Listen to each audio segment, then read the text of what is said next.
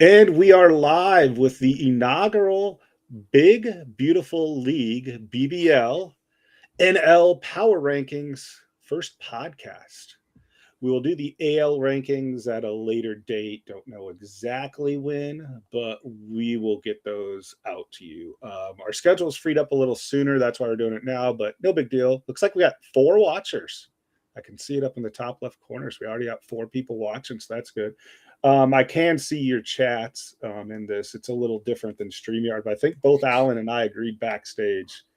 There's a lot more cool features with this than StreamYard, I think.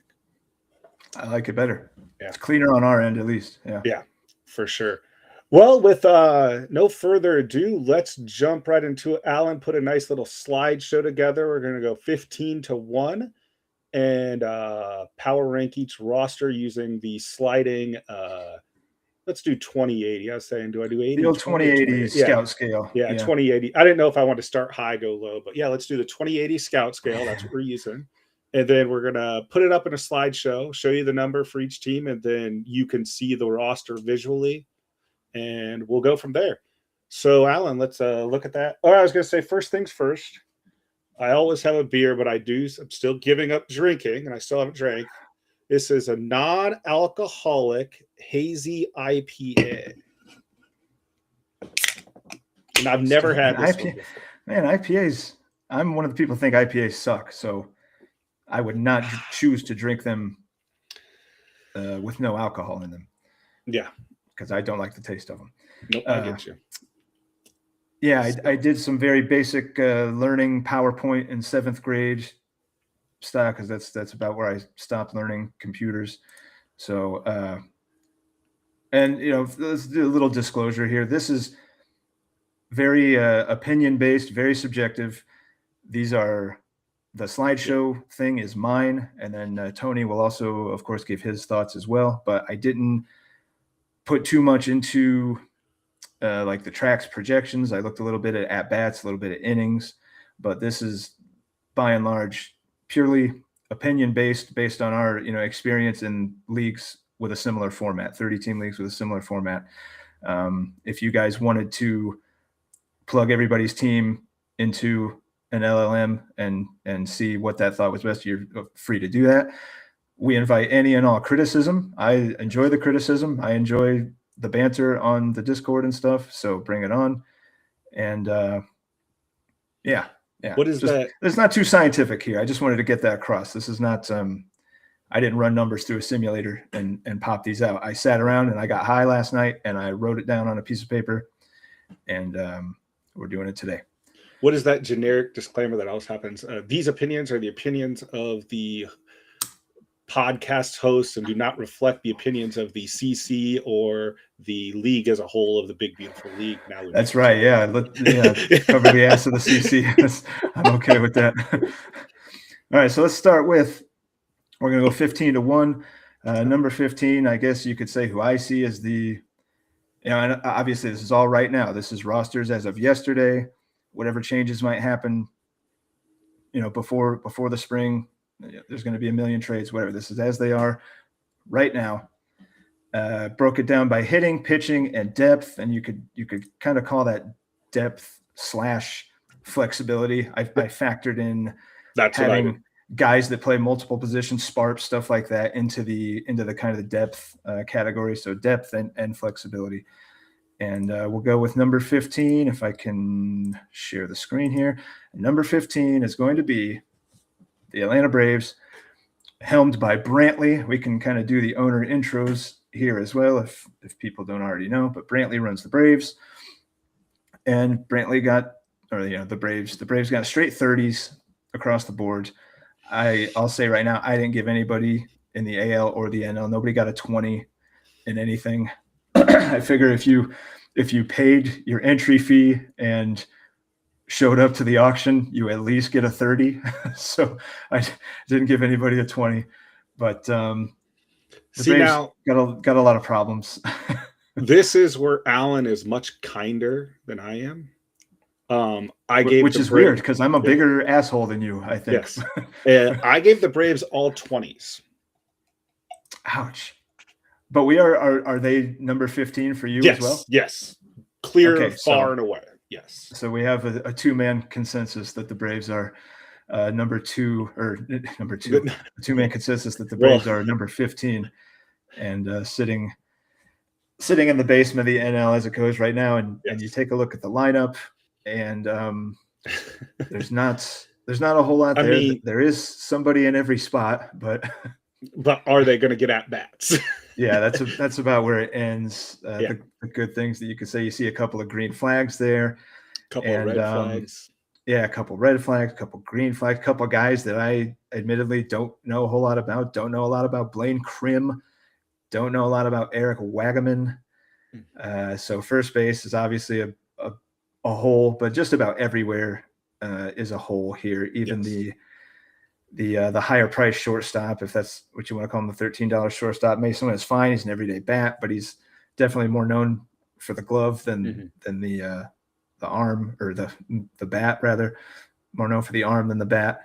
There's just not a lot of good to be said about the lineup. So 30 grade lineup for me. And if we're quick with any of these, it's not, don't take any of this shit personally. If any of you guys take this shit personally, it's some of this is just don't. This is self-explanatory. Like, we don't have to go into much detail about this. Like this one. Yeah, I don't think Brantley has any illusions that he's got 70 grade hitting or anything. So yeah, I mean it's obvious why it's not ranked very good. And then same with the pitching. A lot of green flags, a lot of red flags. If these guys were all healthy right now and or all in the majors, it's perhaps quite a bit different. But you lose Reese Olson very early on. The rest of these guys are just kind of there. Yeah. Like, a lot of red, a lot of green. I'm colorblind. I can't always tell the two apart, but I know that neither of them are good. To have peppered through your starting lineup. So 30 grade on the pitching as well. And the depth, the hitting depth you can see is non-existent. There's literally two guys on the bench. Roden sure does play all three spots. That's nice, but no infield depth to speak of. Just no depth to speak of at all. And while there are a lot of names here on the pitching side, I wouldn't call this good depth. Most of these names are guys that are not going to be in the big leagues, or if they are, it's because they were injured while they were in the big leagues, so they're still that's a lot of red flags in the big leagues. Yeah, it's a lot of injuries. There's not a lot I can sugarcoat the Braves with right now. They just don't look very good. Unfortunately, I didn't factor minor leagues. I didn't factor the farm into anything, just because, one, that starts to take a really long time if you start to get into every team's prospects and, this guy's close to the majors, so he could come up and play, like JJ Weatherhold or what. It just that carries on too long, and prospects are very subjective, even more subjective than this stuff is. I like my guys, you like your guys, Brantley likes his guy, whoever. So did not bother with how good or how deep we think any of the farms are. Maybe that's a pod for another time. I don't know. I feel like it's too subjective. Everybody has their own rankings they like. There's a million of them out there. So, just feel good about or bad about your own minors. And that's not something I needed to try to mess with.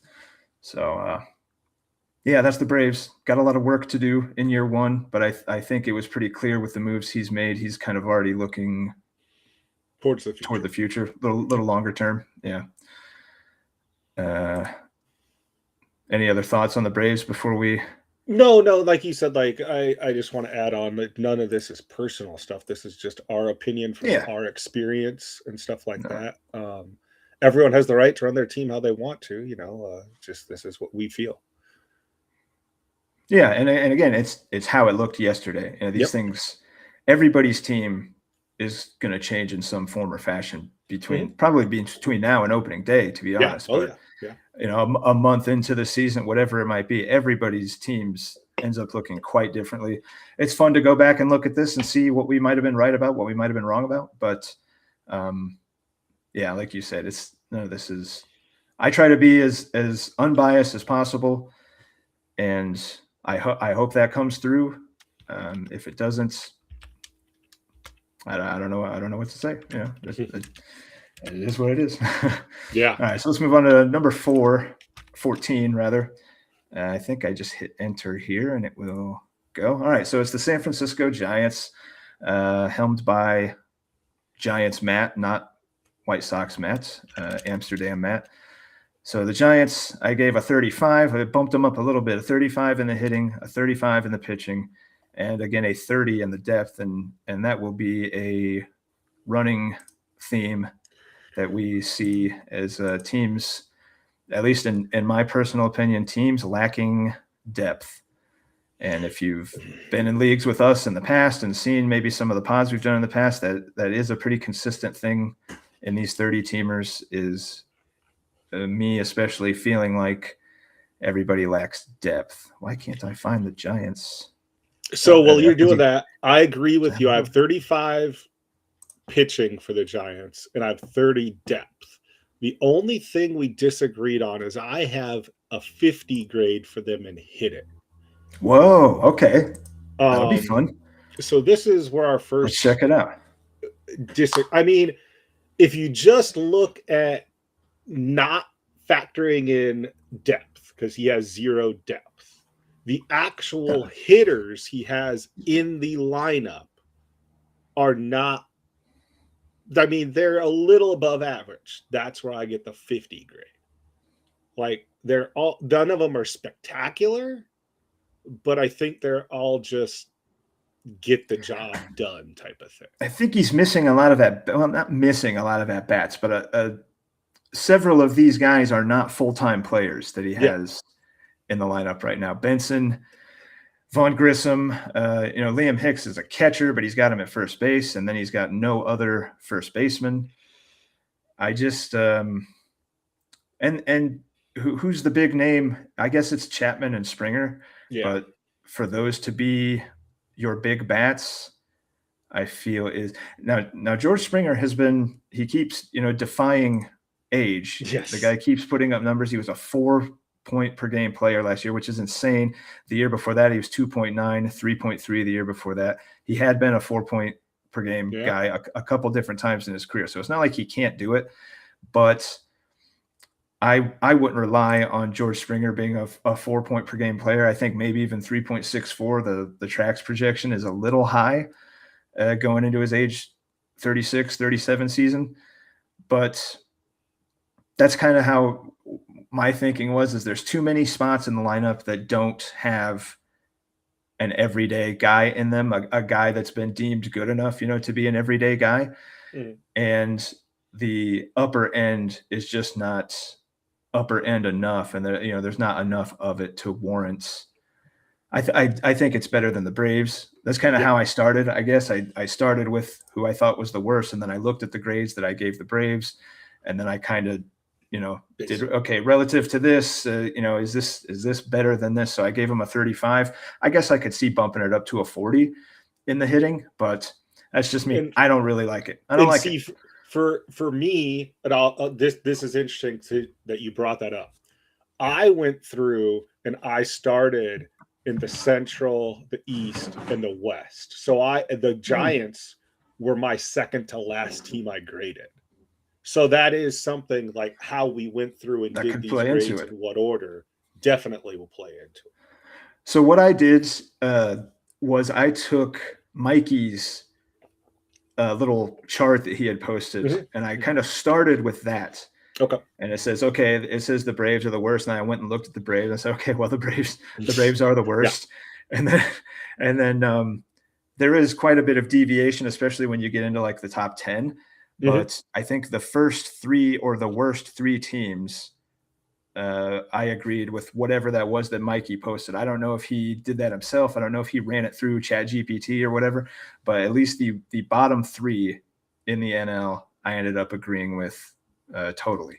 Mm-hmm. So that's kind of where I started. And then, I just kind of tried to do relative to, okay, if I gave these guys a 35 and I like this a little bit better, are these guys a 40? Or are they like a 35/40? I have some of those. But yeah, I like these guys a little bit better than the Braves. I don't like them as much as you do, but that's part of what makes this interesting. We shouldn't agree on everything No, then all it'd the be time. boring. Yeah. Yeah, it'd be pretty boring. It might be boring anyway. Yeah. So we don't want to make it more What boring. about the pitching? Let's scroll down I to the think we all pitching. agreed I it also was gave a 35. very lackluster. It's just so many Red red flags. flags. Yeah. Yeah, and then let's say you even assume a healthy Blake Snell.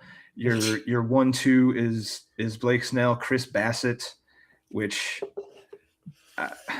is not very good. Now he should be able to hit 5, at least in the early going, 5 or 6 starts a week. He's got 4 starters that should throw. I don't know what Snell's thing actually is. Uncertain to be part of the opening day rotation. So let's just say he's going to be out. So you're looking at Eovaldi, Taj Bradley, and Chris Bassett.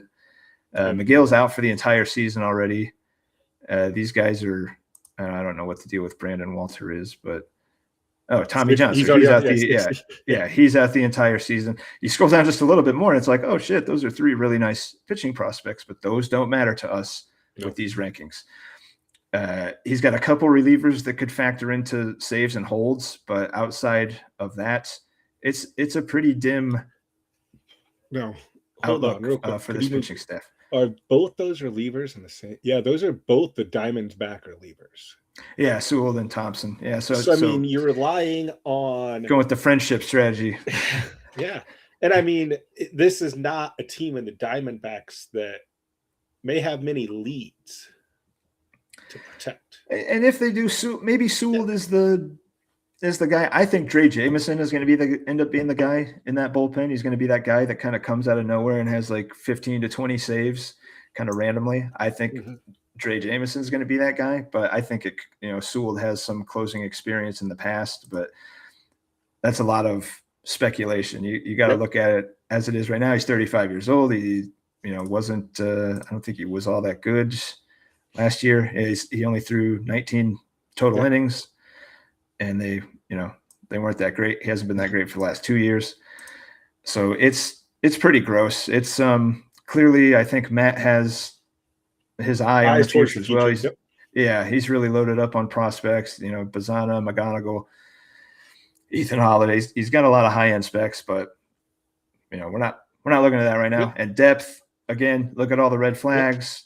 Even if these guys were healthy, sure, it would provide depth, but it wouldn't be very good depth right now. And the bats, he's got more outfield depth. He's got literally no infield depth at all. Yeah. There's all of these guys play multiple positions in the outfield, and he's got a catcher, but he has nobody else on the team can play first.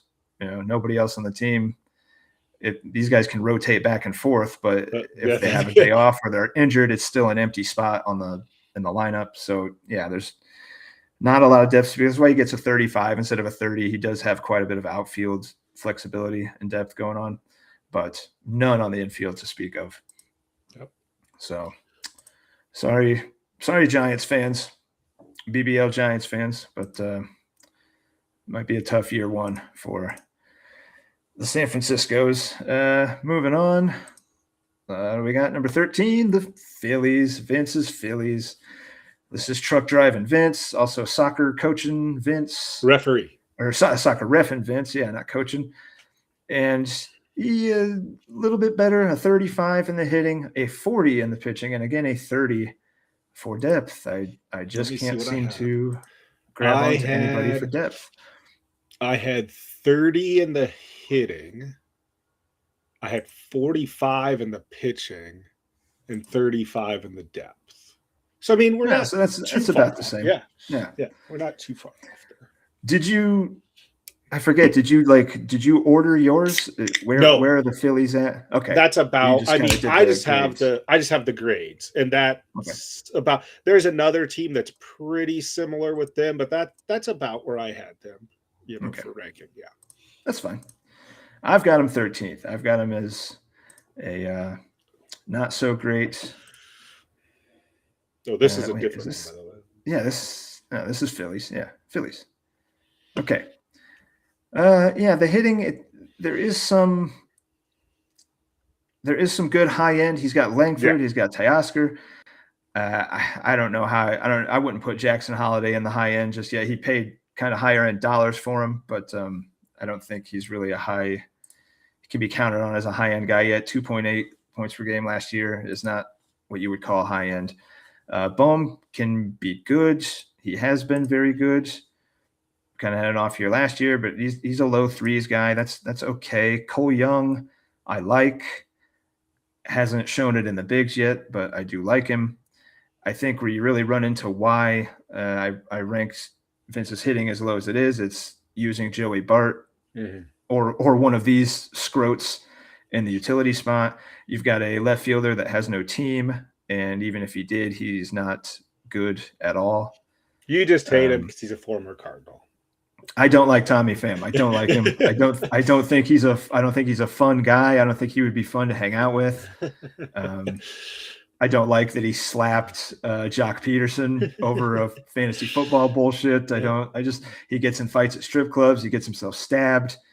Tommy Pham is a magnet for trouble. And there's a reason he's bounced around on so many teams throughout his career. It's because he's a douchebag. Yep. So, yeah, not a big Tommy Pham guy, but also he's 37. He doesn't have a team.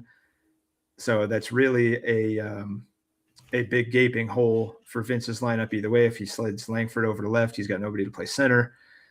So it's hard to give a team with a couple of really glaring holes like that much higher than a 35, maybe a 40 if you I love Wyatt Langford. I traded for him in TFE.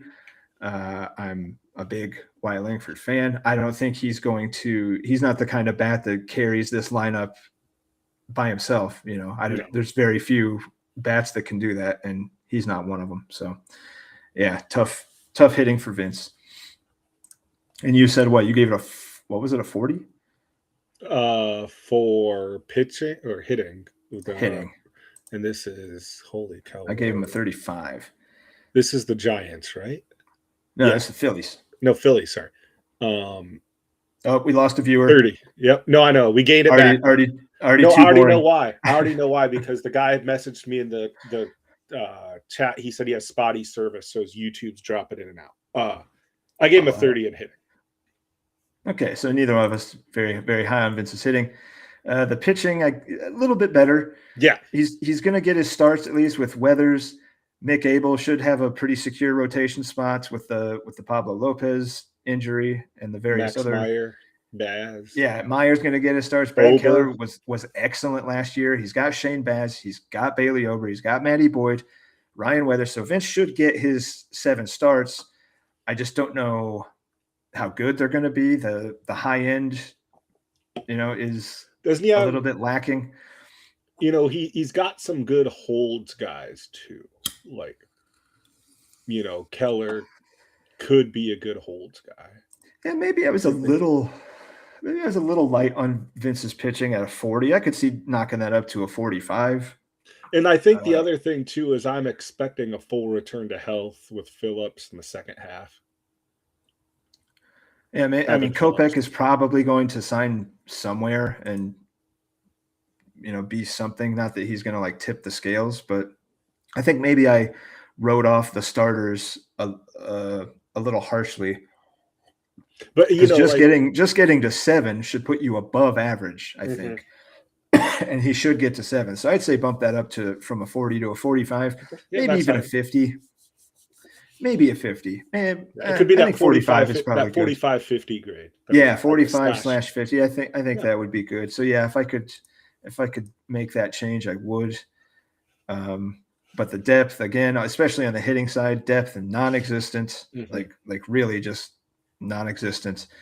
And the pitching, yeah, he should get his 7 starts. Yeah. The relief core, not great, but yeah, maybe bump depth to a 35 from a 30. So the Phillies, I don't think that's enough to take him up a notch over the team that's ahead of him.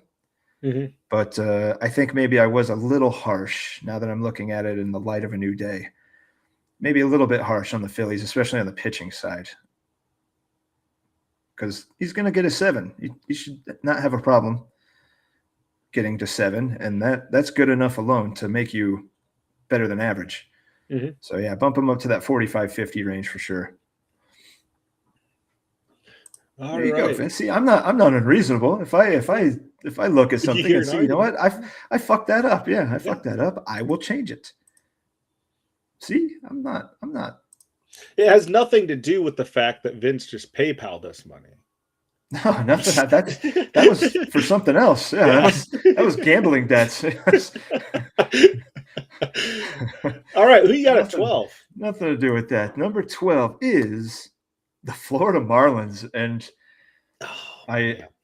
I, I want the Marlins to be better. I like Chris. He's a friend, but this is not very good, Chris. This is not. So this is going to be very interesting because Okay, this is I'm our ready for it. first big disagreement. Ooh. The hitting, I gave the Marlins a 20.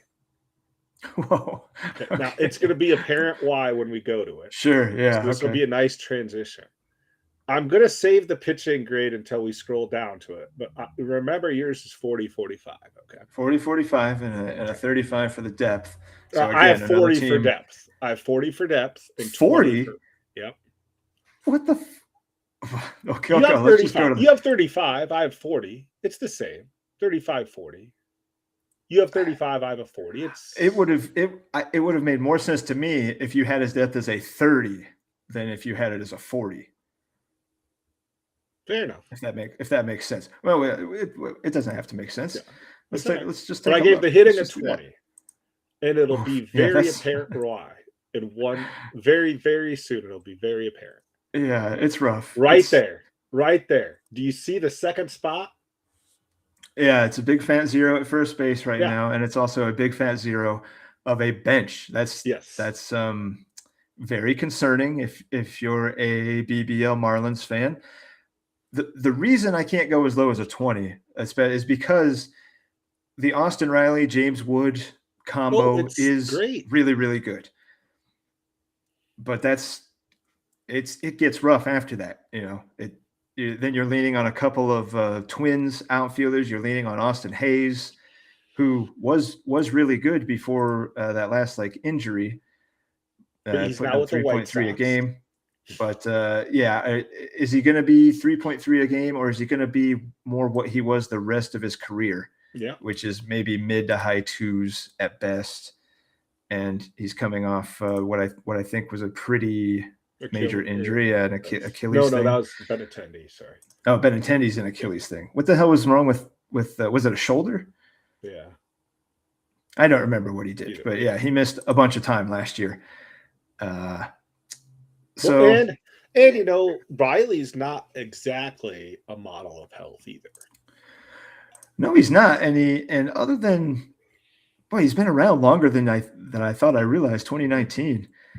But I kind of always assumed that he had a 4+ point per game season. He got close. He had 3.8 and 23. But I think because of the gaudy home run numbers, I think I always gave him more credit for being better than he was. And I never had him on a team. So I just always assumed that he's like this, just like top of the line third baseman. But the last couple of years, especially, he has not been. And he's been beat up too, 102 games, 110 games. But the power's taken a dip. Yeah, I can't give him a 20. Like I said at the top, if you showed up and you did the auction, you're getting at least a 30. And see, for me, the 20 is literally, like I said, he doesn't have a first baseman. Like, granted, we went through the Braves, and I did give them a 22, but a lot of them are minor. He just doesn't have a full lineup, so I can't. It's an incomplete grade. And I love it. Chris knows I love him too. Like, we're good friends, but it's just No, that's fair. And I think I know I said we weren't going to dip it, but he's probably really hoping for Ryan Clifford to either be up very soon or break camp with the Mets and be his first baseman. But I think that's a long shot, especially breaking camp. So yeah, that's rough. Take a look at the pitching, and it's. So see, this is where. Okay, I'm going to preface this. I only gave one of these grades in the NL. and I gave the pitching an 80. Whoa. Okay. Now, here's why. Here's why. This goes Whoa. back to our experience and stuff like that. He will hit 7 starts every week, no matter what. And he has some pretty good relievers. No matter what, you think? No matter what? I think so. You see all the red flags, right? Yes, I do. But most of those guys, I think, are going to be healthy by opening day. Well, Waldrep definitely isn't. The Blue Jays just signed Max Scherzer because they're worried probably about Bieber. I mean, they're probably worried about a few guys, but Jones is coming off TJ, so he's not even eligible to return until the end of May. Rodon, I don't know what the deal with Rodon is. Whether it's an elbow, he had a PRP, but he did throw a lot of innings. He threw 195 innings last year, and he's coming off a year where he threw 175 before that. He's always an injury risk. And these guys, Tolley, okay. I know everybody loves Peyton Tolley, which I think is justified right now. Perkins, I don't think is in the rotation. He's a spark, but I don't think he's in the rotation in Vegas. Okay, he's got Nick Pivetta. It's just a lot of the red flags staring me in the face are making me. I get it. Probably think worse of this rotation than I should, I guess, and that's because this is a huge discrepancy. What did I give him? 45 for the pitching, and you give him an 80. I mean, full disclosure, both leagues, every single team, nobody got an 80 anything out of me, and I think only 2 teams got a 65-70 for something, and it was hitting. I believe in both instances, but yeah, I mean, I think his pitching is good. I think there's a lot of variance with Cease and Luzardo both. They have blow up games and they have really good games. I think it's a fine 1-2. I don't know what I think. I mean, Mike Soroka is a guy. He's like he's a guy. If these guys are all healthy, sure, it's great. But they're not. That's the thing. I'm going by what they are right now, and they are not healthy. I think the thing that's also factoring in to me is, yes, all those guys are not healthy. But if you say I have 4 guys that I'm taking a gamble on, and I only need 1, maybe 2 of them to hit, and he doesn't need all of these to hit because he has other pieces above them. Like, if even only 1 of those 4 hit, and they hit what you expect them to, it's still pretty good. Like, it's pretty good, but is it an 80? I think it's because the depth.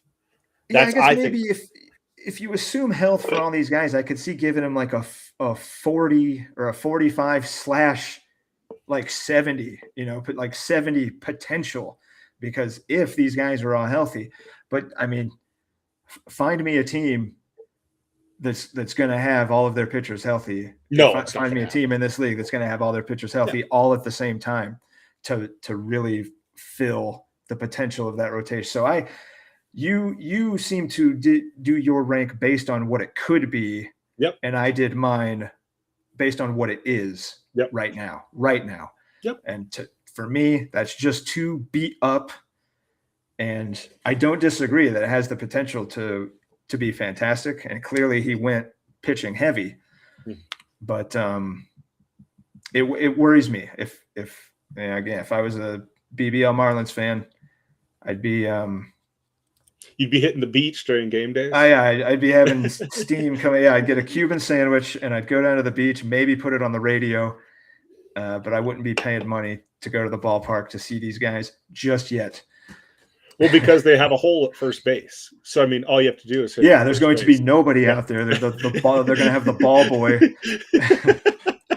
playing first base. Number 11, the San Diego Padres. Old Padre Steve, sometimes lovingly referred to as Dick Face Steve for his auction antics, but the auction's over. This is regular season, not preseason. So he's just Steven, to those that know him well. Gave him a 40 in the hitting, so a step above pretty much everybody we've seen so far. Pitching a 45-50, again, a good level, half level above most everybody else so far, and the first team to have a 35-40 in depth. So the pods a little better in the depth than the others so far. No, this If I one's could an find. easy one for me. I All just right. did 50-50-50. Pretty even, pretty above average Yeah. in everything. Yeah. Let's. The sniper himself, as Dale says. Thank you for tuning in, Dale. I appreciate it. Thank you. Sniper Steve. Hey, Your Dale. team's coming. Hey, I don't know Dale. when. Yeah, your team. Yeah, the Pirates have not been listed yet. God, what are we pacing for here? We're 35 minutes into this, and we've done. It's gonna be.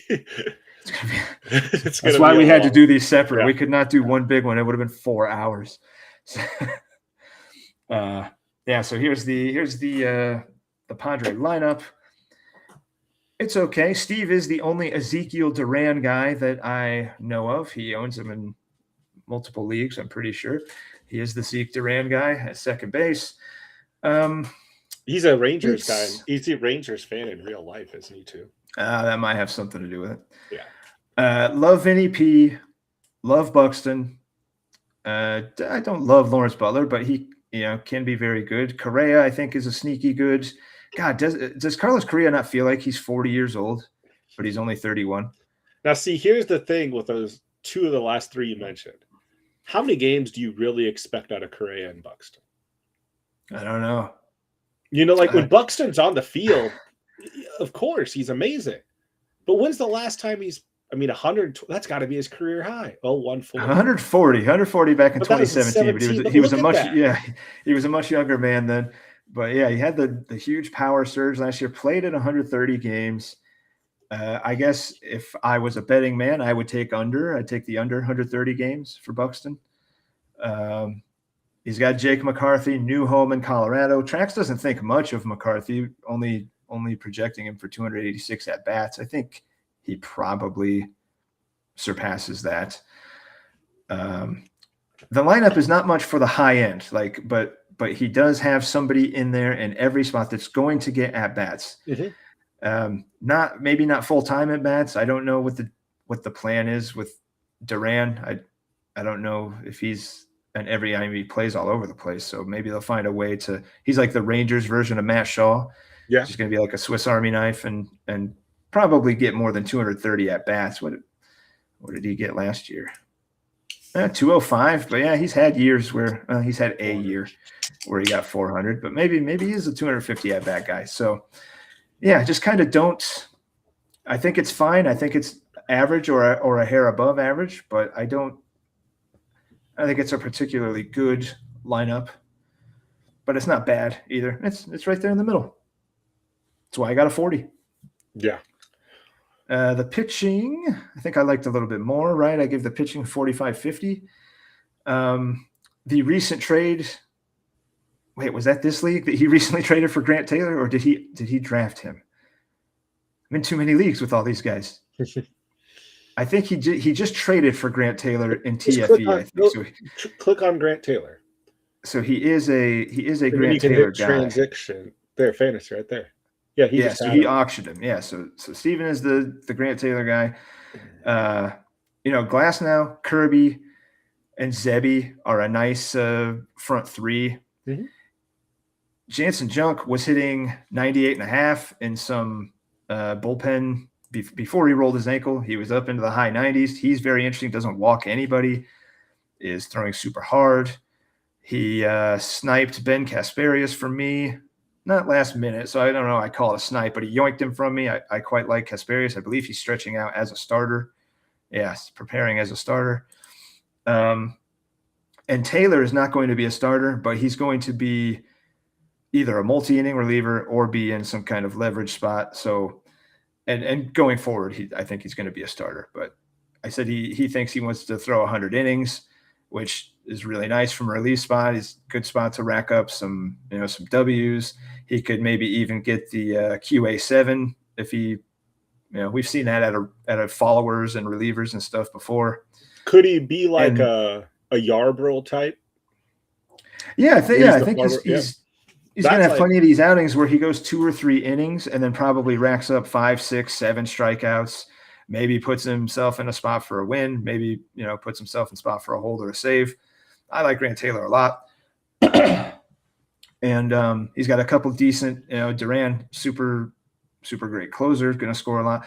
Doval is maybe not the closer right now, but he's going to be a holds guy and could weasel himself into some saves. Same with Suarez. They're kind of like doing the 1-2 closer thing in Atlanta. So he's got some good relief action. JT Ginn going to be a multi-inning reliever. Like Dylan him too. Lee and Vest are pretty good too. Vest walked into a bunch of saves and stuff last year. So yeah, I like the pitching. I think more than anybody else's we've seen so far, and that's why you got the 45-50 and the depth. I like the depth more on the pitching side than the hitting. The hitting not so great. No, a couple of the bench guys are catchers. He's got no outfield depth, so he's really relying on Jake McCarthy to be able to cycle, just about everywhere. Not great depth overall, but still, when you combine the pitching, the pretty decent pitching depth with a little bit of, at least it's not no bench at all, like the Marlins. Like some team, yeah. So it gets a solid. I got to keep, because we know Chris and we can do this. I keep saying, it's not that the Marlins don't have. They don't even have a full lineup, so they can't have depth. They still got that disgusting ball boy at first base. It's disgusting. It's he should be ashamed of himself. Yeah. I'd actually tell him just to go to Belize and never show back up again. just get that ready for next year's auction, and you're done. You're done worrying about this year already. Ryan Clifford's not going to save you. And I love Ryan Clifford. I have him in other leagues. I love Ryan Clifford. I want him to break camp. I don't think he's going to, but I want him to be up nice and early. It just can't be what you pin your hopes on to have a full lineup. Hold on. I want to see if this does something real quick. Before we do something with Steve, I want to see if this works. If I hit show on stream, boom, the sniper himself. That is cool. Look at that. You see that? It's like we're real streamers. Yeah. So then I can hide, show. We're just testing all this out, guys. So look at us. Look at us. We're fancy. This is all you. I mean, this is all you. You're the one that discovered this. Let's see who's number 10. Who's number 10? We're getting to the top 10. Boom. The Los Angeles Dodgers. Wow. And one of the first, I think, really interesting discrepancies between, at least, for my ratings, the hitting and the pitching. Hitting, I gave him a 55-60. The pitching down to a 35, and the depth is a 30. Just like almost everybody else, a very poor depth rating for me. I don't know if I was just in a weird mood last night or what, but nobody got a good depth rating.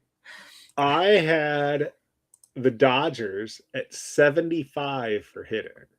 Whoa.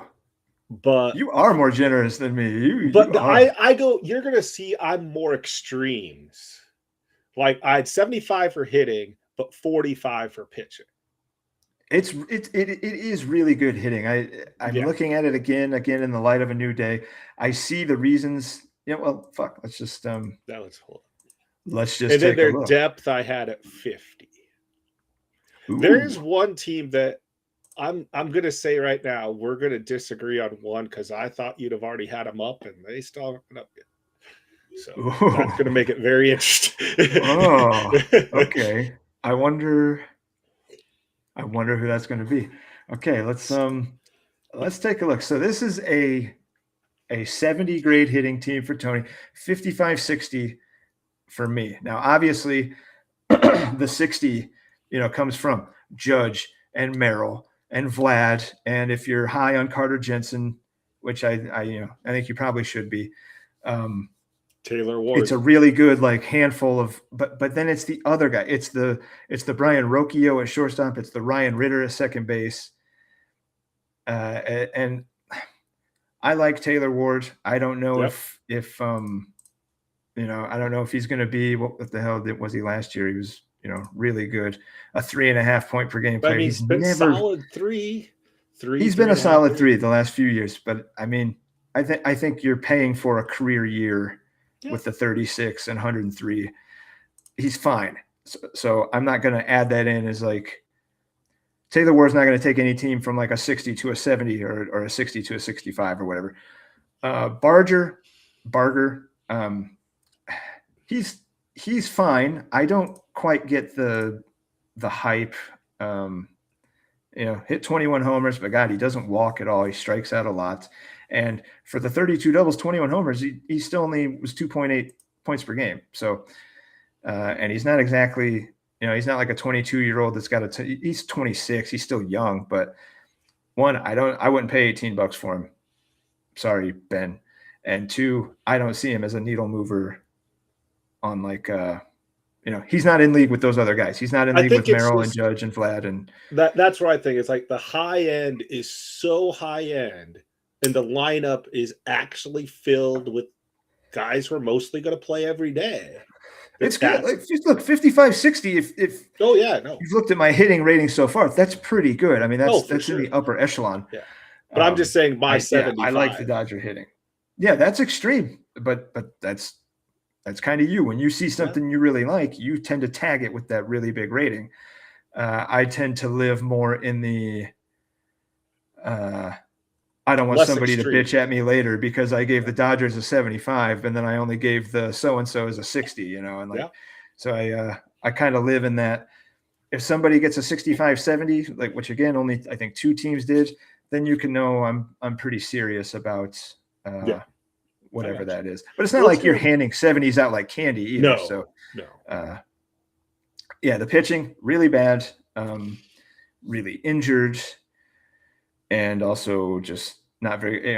Brian Wu, okay, great. Connolly early, have him in TFE. Hope he does really well, but he's not.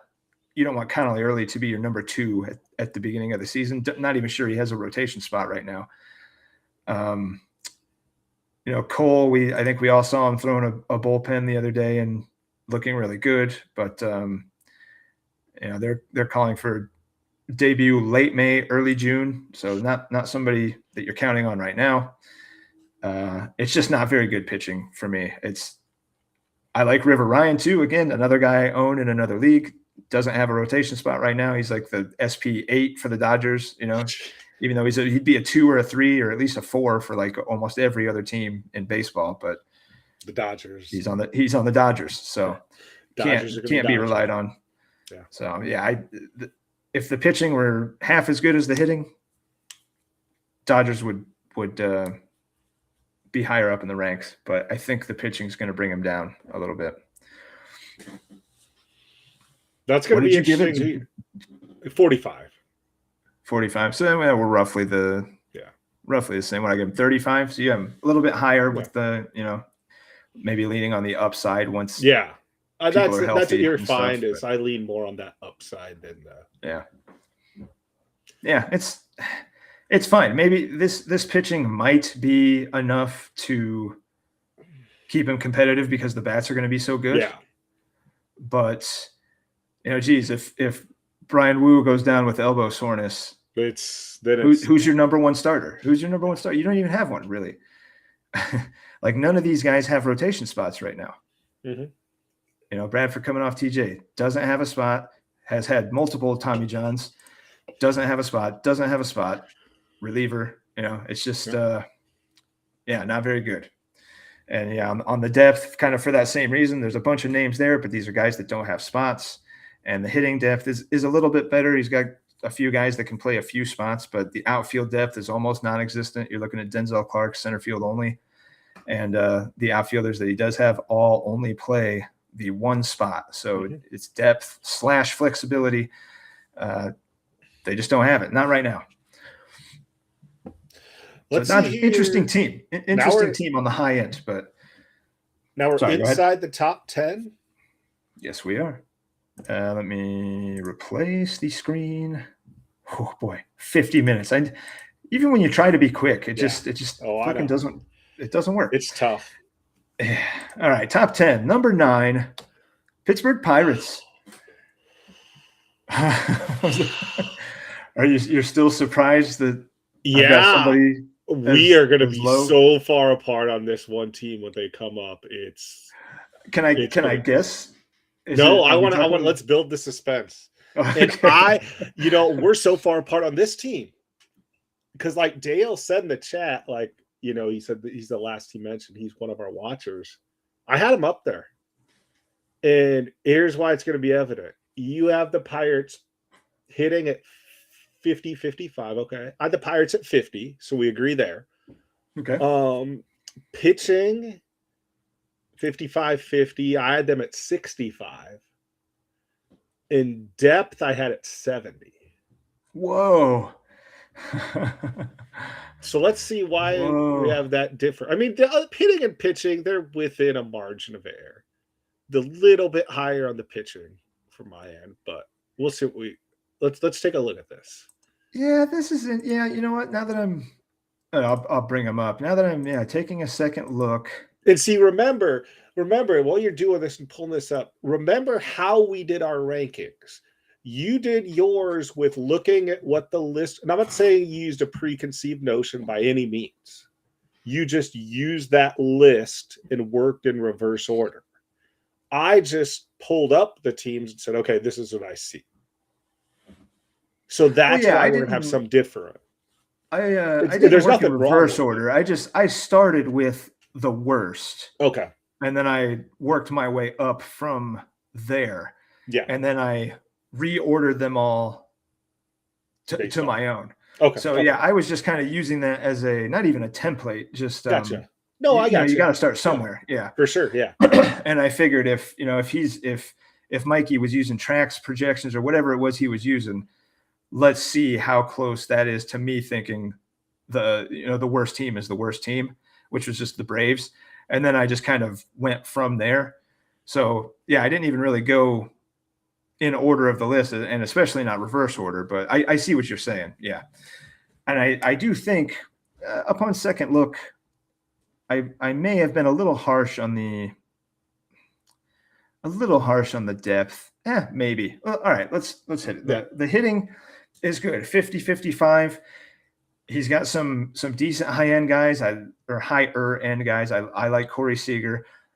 I like Mikey Yaz. If Joe Adele can even do like half of what he did last year, he'll probably, I don't know if he'll be profitable at $21, but he'll be certainly serviceable and plays two spots.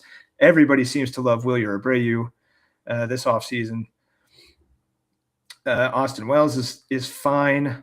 It's a little bit of a hole at second base because I don't think Schmidt has any kind of everyday job. But here's where it comes in is he's got Edman, Sosa, and Mauricio.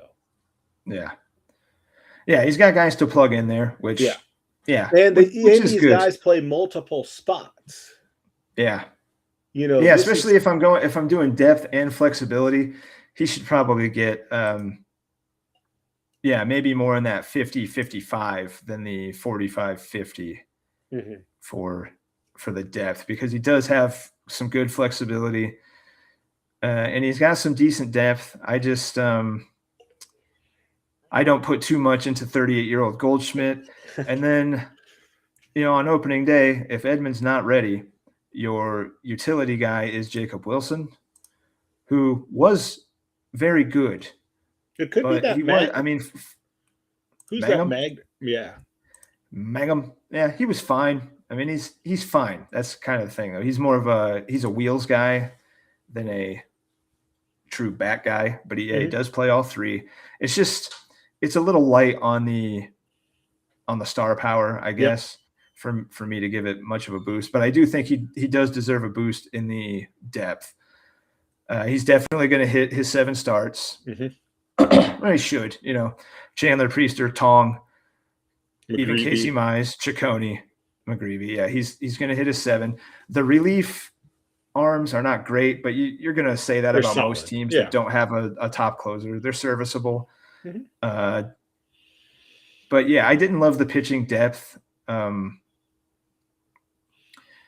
with regards to like how many innings is Chandler going to throw, how many innings is Tong going to throw. They're both super young. It's both going to be their first full season. So maybe a little. Is Priester has Priester had a full year yet too? I think know he's played, but 157. Yeah, so he should be right at that. Yeah, you could, if he stays healthy, you could, mark him for 170, 175. Yeah. So that was the thing that gave me a little bit of pause and like really rocking his pitching up there. But I think he definitely deserves a bump up in depth. I think. I've owned this guy for the past 3 or 4 years, and I've Vesia or that he's lights out as a reliever. Yeah, he's a great lefty, Yeah. and he can get righties out too. He strikes righties out too. Yeah, and he's been an elite holds guy, and on the Dodgers, even if you're the 7th or 6th inning guy, you're gonna have opportunities. You know what? I'm going to make a live change right now. I'm going to say the Pirates. I'm moving the Pirates up a spot to 8. Okay. And then this next team that I have is 8. 9. I'm kicking them back to 9. So yeah, Pirates moving up to 8. And this new team is 9. Yeah. We're doing it live. Hold on. I want to ask a yes or no question. Is the next team in the NL Central? No. Go ahead. We're talking. We're talking about the Reds, right? We're talking about the Reds. Yes. Okay. Yeah, we're talking about the Reds. Yeah. Well, your frustration has more time to grow. Okay. So yeah, let's flip flop these. The Pirates are actually going to be number 8.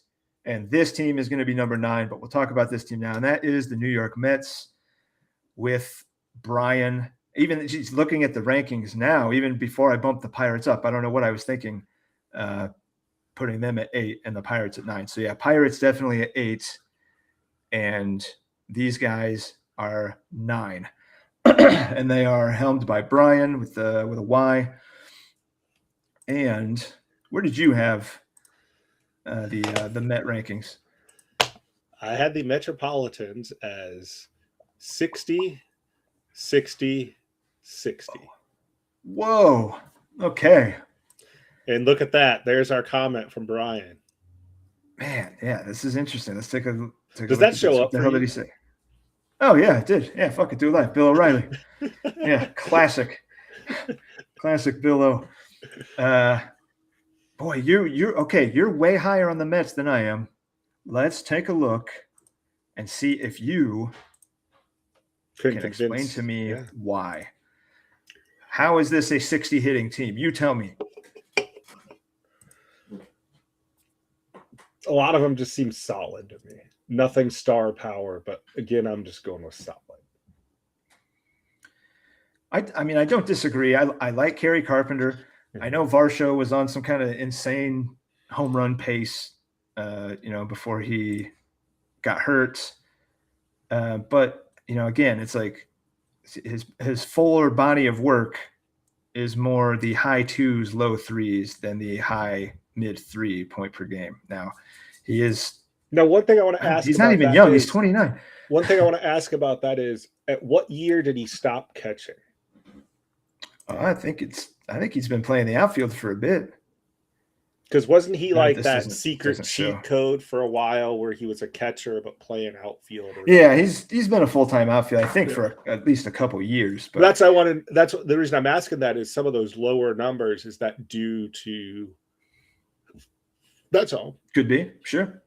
I love Zach Neto. I am a big Zach Neto. I'm not big on Paredes as much. I think you're putting a lot of hope into Edward Julian, but your everyday second baseman. Yeah, Colorado, but geez, he's just not very good. Even Colorado can't, the Twins ballpark is awful. Like, you're going from one of the worst to one of the best. If he can get he started striking out. He was a great walks guy, but he started striking out like a lot more. Yeah. And it doesn't matter what ballpark you're in if you're not making contact. So I see that as a pretty big hole. And I think I really dinged him for the lack of any kind of bench. I know that's a separate category, but yeah, what I gave him a 45. I mean, it's above average. It's slightly above average. I think it's fine. It's above average. It's not good to me. It's above average. That's he thinks your trades are coming. because he's disappointed in your grade. Well, that's He's fine. going to make trade. Yeah, disappointed in my grade. He's disappointed in himself right now. Yeah. That's why he all has of to us trade. have to be able to admit that our team is not as good as it could be. And everybody's going to roll their eyes, but I gave myself pretty good grades. Now, I don't always do that. I've done plenty of these pods in the past for other leagues where I did not like my team, and I will fully own up to that. But I quite like my team in this league. I really like the team I drafted. So, but I'm still not going to say that there's not areas I could improve. But I'm not looking to make any deals right now. I'm not a team that's looking to trade. I think some of these teams should definitely be looking to trade, and some of them that we looked at already have traded too much. Braves, Giants. Yeah. But that's the beauty of a 30-teamer is everybody can run their team the way they want to. So let's take a look at the pitching. This is America, God damn it. Yeah, so he lost Schwellenbach already. That was a huge blow. And the pitching could have looked a lot better than it does. What the hell did I give him? I gave him a 45-50, so well above average. With Gilbert headlining. Bybee is nice. Andrew Abbott is nice. They're all nice. Mm-hmm. Guys and Rangers $21 Ranger Suarez might have been one of the better buys of the auction. I don't remember when he hit the board or anything, but Suarez for only $21, I feel like is pretty goddamn solid. He was 18 points per game last year, 15.6 the year before. I mean, yeah, for a guy that just put up 18, I feel like getting him for $21 is pretty nice. Matt's at $6, should have a rotation spot, so a $6 starter, pretty nice. And if he doesn't, Joe Boyle will have probably that spot. So he kind of went with the handcuff friendship strategy between Matz and Boyle. That's why I went to 60. Like, he probably is going to hit his 7 starts, right? Yeah, I think I should. I gave him a 35 in the depth, mostly because of the hitting. Only Kyle Karros and Joey Loperfido on the bench. But the pitching depth is. Yeah, the pitching. I'll give him a 40. I'll take him from a 35 to a 40 because the pitching depth is pretty good, even after losing Schwelly. So I'll bump him up to a 40. It's not good enough to give him that number 8 spot back. Okay, that's what I was gonna say. Is that gonna be Flippo? It's Uno, not. Reverso. If Parker Messick and Gavin Stone both have opening day spots, I don't think Stone will, but I think he's pretty good. But if somehow they both work their way in there, he's gonna have one of those good problems and having to pick his starts every week.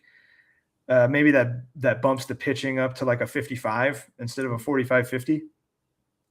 But yeah, knock the depth up to a 40, put him right at average, really being drugged down by the lack of any bench bats at all, or not much flexibility. He's got some guys that play multiples, but his third baseman only plays third base, his shortstop only plays shortstop, blah, blah, blah. So yeah, knock him up to a 40, put him at average, drugged down by the hitting. And again, this is the Mets, and they are at number 9 on the slideshow. He's at number 8, but I made the executive decision to knock him down a peg. And we will move on to the true number 7, and that is Colorado Rockies. Take a look at those ranks. Again, kicking everybody in the ass on the depth, give him a 35-40, but a 60 for pitching, which is weird for the Rockies, and a 40. I gave him just average hitting. How did you like him? So I did 60 hitting. Whoa. 60 pitching. Whoa. So we agree on pitching. 60. Yes, we do. Yeah. In depth, I gave him 50.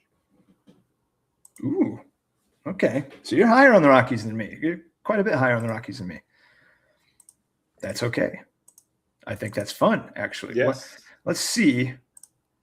Where we disagree here. I do not love the hitting. I don't love any lineup that is featuring Jordan Beck and Christopher Morel and Yohan Moncada and Luke Raley and Zach Geloff, for that matter.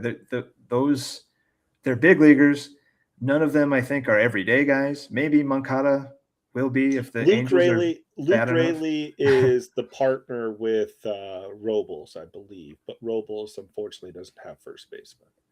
I like that he plays 3 spots. I don't think he's an everyday bat. His career high is 404 at bats. So he's, even when he was like an everyday guy, he's not an everyday guy. And I think he's a short side platoon guy too. He's got an injured Corbin Carroll who could miss the beginning of the season. Even if he doesn't, it's a wrist thing, and wrist, we've all, anybody that's been a baseball guy for long enough, we've all seen wrist injuries just kill power for guys.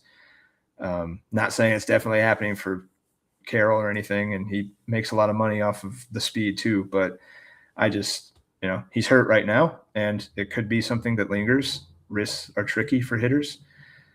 I'm not nearly as impressed with the hitting. And maybe, second look, I was a little higher on this than I should have been. There, we finally got one for you. We got you to flip on one. Yeah. I think it's not that great. Yeah. Not that great. It's not that good. It's not that good. I think part of why I started high is like, I looked at the first name, I'm like, oh, Will Smith. Like, that's a great start. Another guy that feels like he's 40 years old, but he's only 30. Yeah. Yeah. And I hate Morel ever since the Cubs days. But Sparky. Yeah. Sparky Morel. Yeah, you heard him. So I've always liked Robles.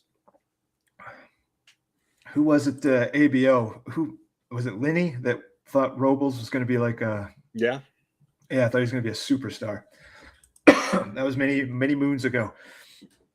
The pitching, it was difficult for me to not hit any team that features Skeens and Christopher Sanchez and has 2 or 3 really solid closers. Mm-hmm. To not put them in that 60 range just because of how good the top end is. Yep. I do think there's some worry after that. Yes. But the top end is top. Yeah, the top end is fantastic. That's why he gets the 60, is because it's Skeens, it's Sanchez, and then you've got 3 guys here that should be all racking up saves. And saves or holds, one or the other, but saves, I would assume, for these 3 guys. Well, and then these 2 are going to be high strikeout holds guys. You've got Spaghetti, you've got some spark action. Ben Brown could be a multi-inning guy, which scores big. Tyler Wells could be a multi-inning relief kind of guy, or eventually work his way back into the rotation. So that's why the 60 grade pitching for me. It's got some high end, it's got some depth to it, and I think he'll hit 7. This is the first super strong bullpen we've seen. Yeah, guys that went. On auction day, it doesn't seem like it's the best idea to spend heavy on RPs. They can be volatile, and you're kind of almost relying on them all to get a bunch of saves all in the same week, so you can really take advantage of having them all in there. But when you're talking 3, 4, 5 guys that are all going to rack up saves and or holds, that's when the relief pitching becomes a real strength overall to the pitching points. And to supplement a top 2 like Sanchez and Skeens, that's kind of what you need if you're not going to go heavy on the rest of your starters. $11 Sproat is fine. Fits with the Cardinal rotation, probably works into the Cardinal rotation. It's pretty bad. And Eric Getty, I'm not 100% sure if he's technically got a rotation spot with the Astros, but I know they're a 6-man, and I know one of them is Lance McCullers, one of them is Christian Javier. These guys are hurt all the time. So you can count Eric Getty, into that depth, and maybe he has trouble getting to 7 every week. I could see getting to 7. So high grade is that you can but the ones he does get are going to be very, very good. If he gets 4 a week out of Skeens and Sanchez, that's a good place to start. You almost squeeze out another start when those RPs hit. At least. I mean, at least if just 2 of those guys combined for 6 saves, you're talking about 2 really, really good starts. So I think the relief strategy can be viable, and I think it's just very volatile. Well. Yeah, very volatile, very mercurial. It has its ups and downs, but I think this was the way to do it. I think if you were going to do it, this is the way to do it. So yeah, 60 on the pitching, and then we've kind of already addressed the depth. His bench bats are a catcher and 2 right fielders, so that the hitting depth really suffers. There is some flexibility in the outfield, but again, one of the guys is hurt. The other guy's got a red flag. It's not, I don't think he's going to miss like any season time or anything. But the infield, they all only play one spot except for Luke Raley, but he just plays outfield spots. So the flexibility is not great, and the depth is almost non-existent unless you're talking about right field. So that's the big ding there. And yeah, it might not get to 7 starts, another little ding. Yeah, the starts he gets are going to be nice. That's why he gets 60 in pitching. And he's top, what was it? 7? Number 7. Yeah. 6. Let's move into number 6. So I will say here, this is where it starts to be a lot of these teams, once you get into the top 6 for me, are kind of interchangeable. Well, for you at least. Yeah. Just for me. This is just for me. Not so much for you, but this is going to rankle you again. Here we go. Number 6, Milwaukee Brewers. Holy. And wow. This is okay. Other Chris. This is other Chris that runs the Brewers. Non-Belizean Canadian Chris. And we'll take a look. I gave the hitting 55-60. Say Chris the Greater. Chris the Greater. that has strange connotations with it. I don't. So the Brewers. Wow, we did have a big difference here. So hitting, I have it 65, which is roughly, you had 55, 60. 55, 60, yeah. I gave them 70 in both pitching and depth. Whoa. Maybe okay. I might be missing something, but let's take a look. Maybe you're crazy. I think maybe you're crazy. Let's take a look. The hitting, pretty nice for me. I have 55-60. I like the lineup. I think it is leaning a little bit hard on young guys that have either not really shown it or only shown it in very brief flashes. I think everybody was in on Keishel. That's why he ended up being $20. I would absolutely love him if you could get him for under 10, but I think paying 20 for him it's hard for him to return profit on 20 already. And, being 22 next year or whatever, that's just a bit tough. I like Burleson quite a bit. I like Duran. I love Dylan Cruz. I was going to be in on him, but he was on the board at a bad time for me to go that high. Casey's one where Casey and Mayo really are the ones where I stumble, where I mean like guys that have had a little bit of a chance and either not shown it or only had that little bit of a chance. Casey was the thing, but he was in such a crowded Cubs outfield. Yeah. And he just goes to a cavernous ballpark. He's a power bat and he's going to a big giant ballpark. I don't think it's a terrible hitter's park, but he's just going to get every day. He's going to play every day. Yeah, he's going to play every day. And we're going to really see, we're going to see what he's made of. He did strike out 11 times and 26 at-bats. So, super small sample size. Yeah. Can't really take it for anything. But again, that's kind of what you're leaning on some unproven talent here with Casey, with Mayo, with Keishel. Keishel did look fantastic, but it was a pretty small sample. Again, something that 182 at-bats. That Burleson's going to play every day for the Cardinals, right? Yeah, and Basallo for that matter. Again, small sample size, looked great, but small sample. Well, looked like he had power, struck out a ton. Here's the reason I'm mentioning that is Mayo's probably going to play every day too. You could put Mayo at first, and Burleson can fill in your outfield. Yeah, that's fine. Either way, they're both in the lineup. Like right now, they're both starters. So it's fine hitting. It's pretty good hitting.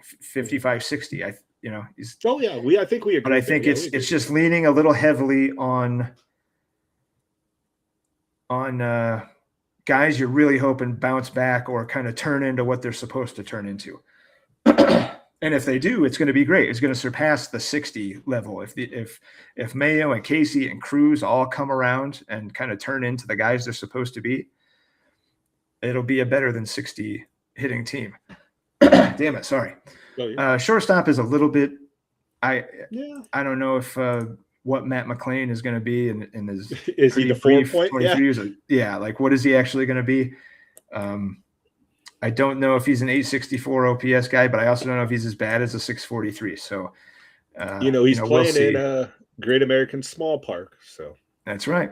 In a pretty good lineup. I mean, yeah. you could definitely be worse at shortstop, but it's just there's enough there to stop me from putting it in that 65, 70, 75 territory.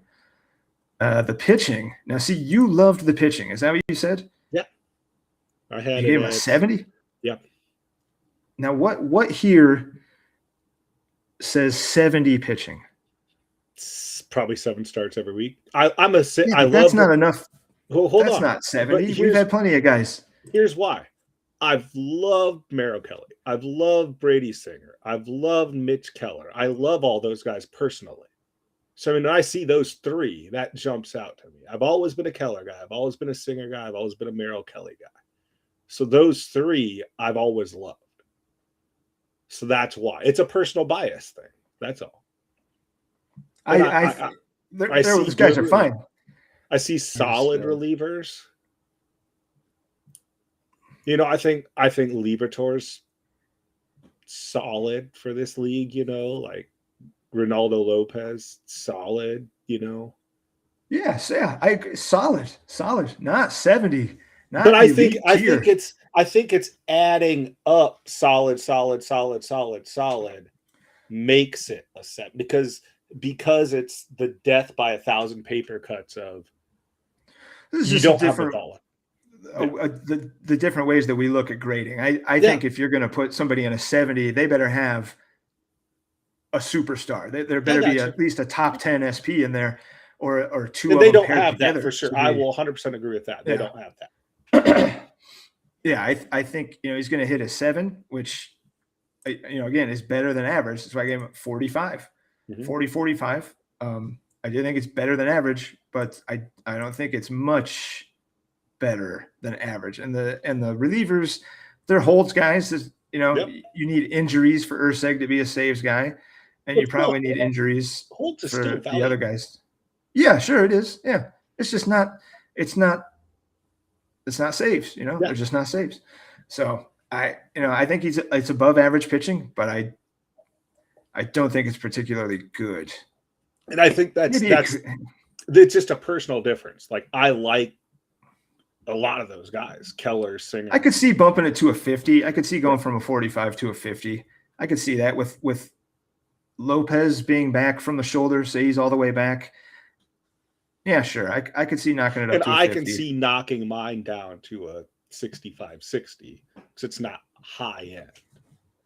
It's more to touch the 70 range, you need to be talking top 10, top 12 starting pitchers and maybe more than one of them. If it's like we just gave Skeens and Sanchez a 60 with 3 really good closers, and I don't know if Sanchez is in my top 10.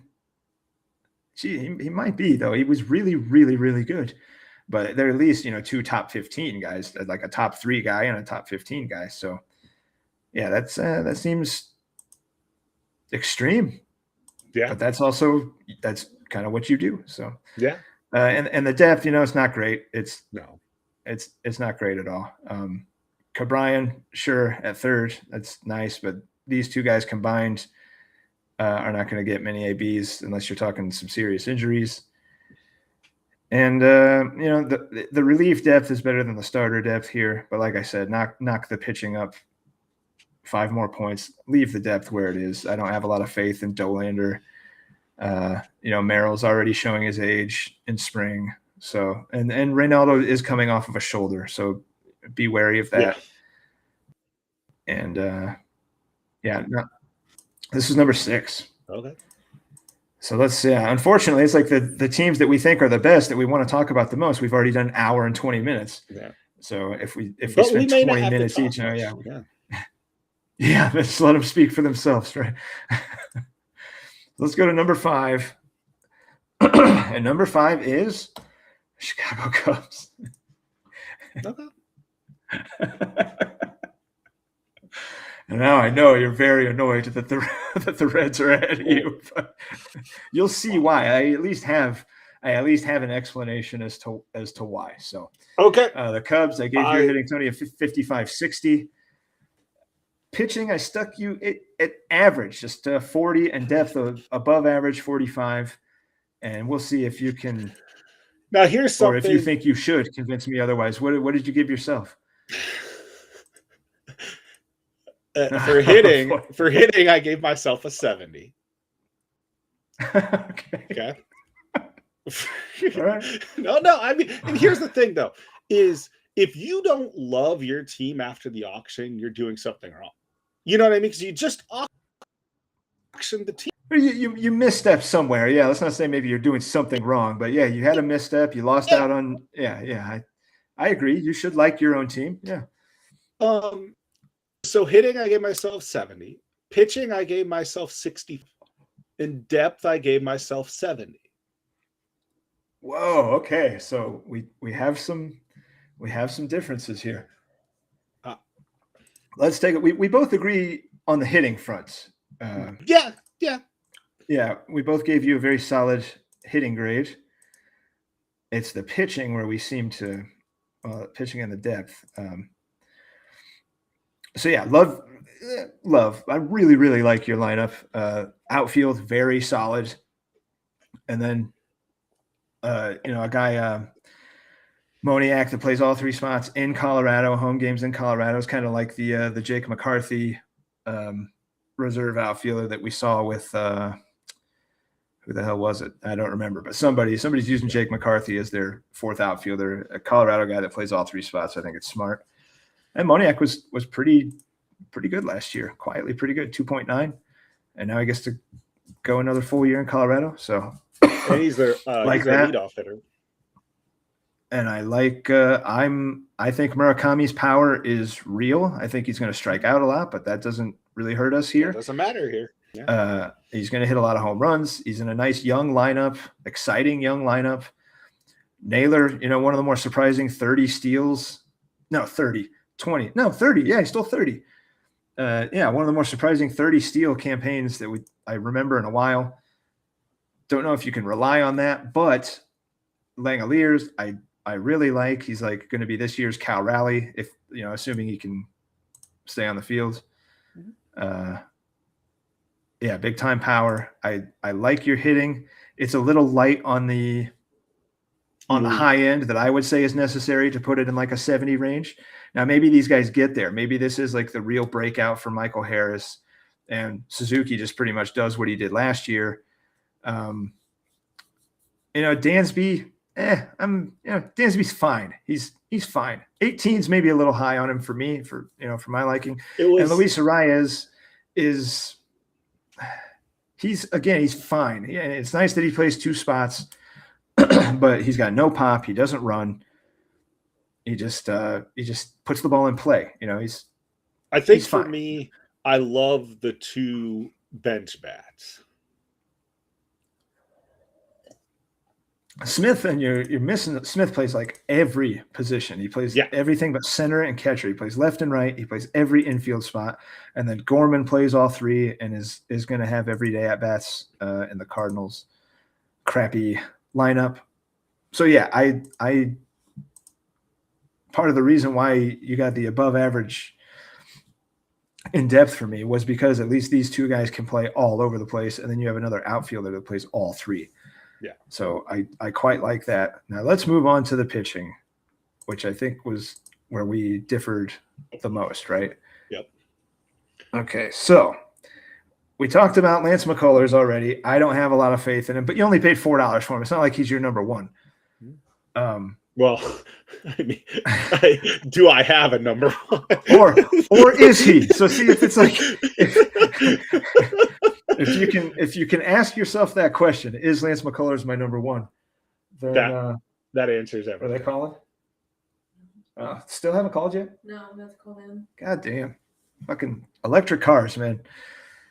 Software update. That was the reason this thing was going to take so long. A software update. Miles Mikolas might be my number one.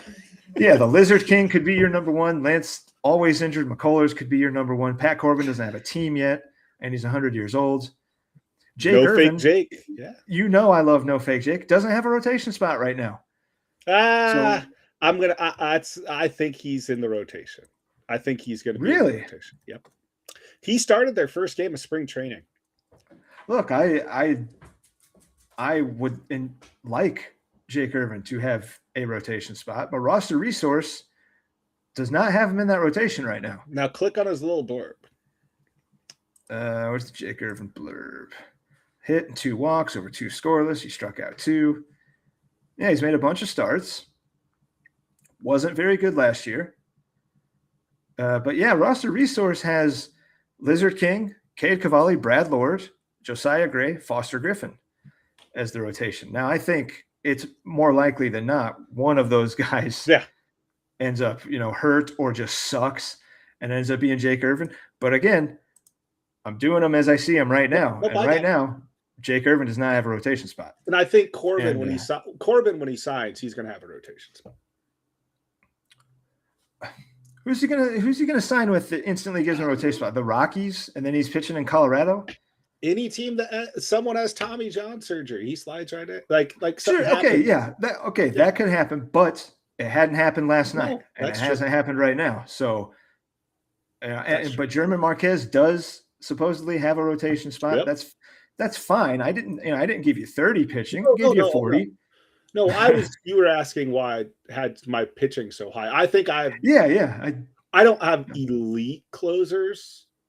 The closers are fine. That's what gives you that. I think that's what buoys it to average. Because as it looks to me right now, you're not going to hit 7 starts. Nope. Like say the first week of the season, are you likely to hit 7 starts? As it is right now, you are not.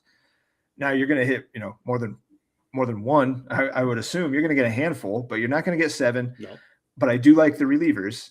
And as you said, they're not, the best. Helsley added a splitter though, so I don't think Helsley's as bad as he looked when he was with the Mets. I think the thing, I don't want to spend too much time on my team, but the thing with Helsley is if you throw out last year where he was not a specific closer and look at his numbers for all the other years, he's pretty good.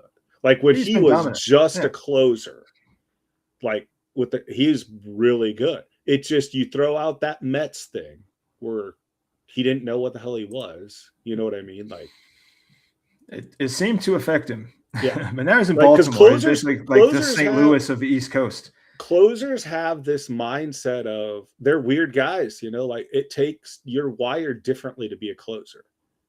If you're doing something different than closing, you have to think of things differently. You know what I mean? Like, and I really think and then if you scroll down, the 3 bottom relievers are I believe they're all 8th inning guys. Yeah.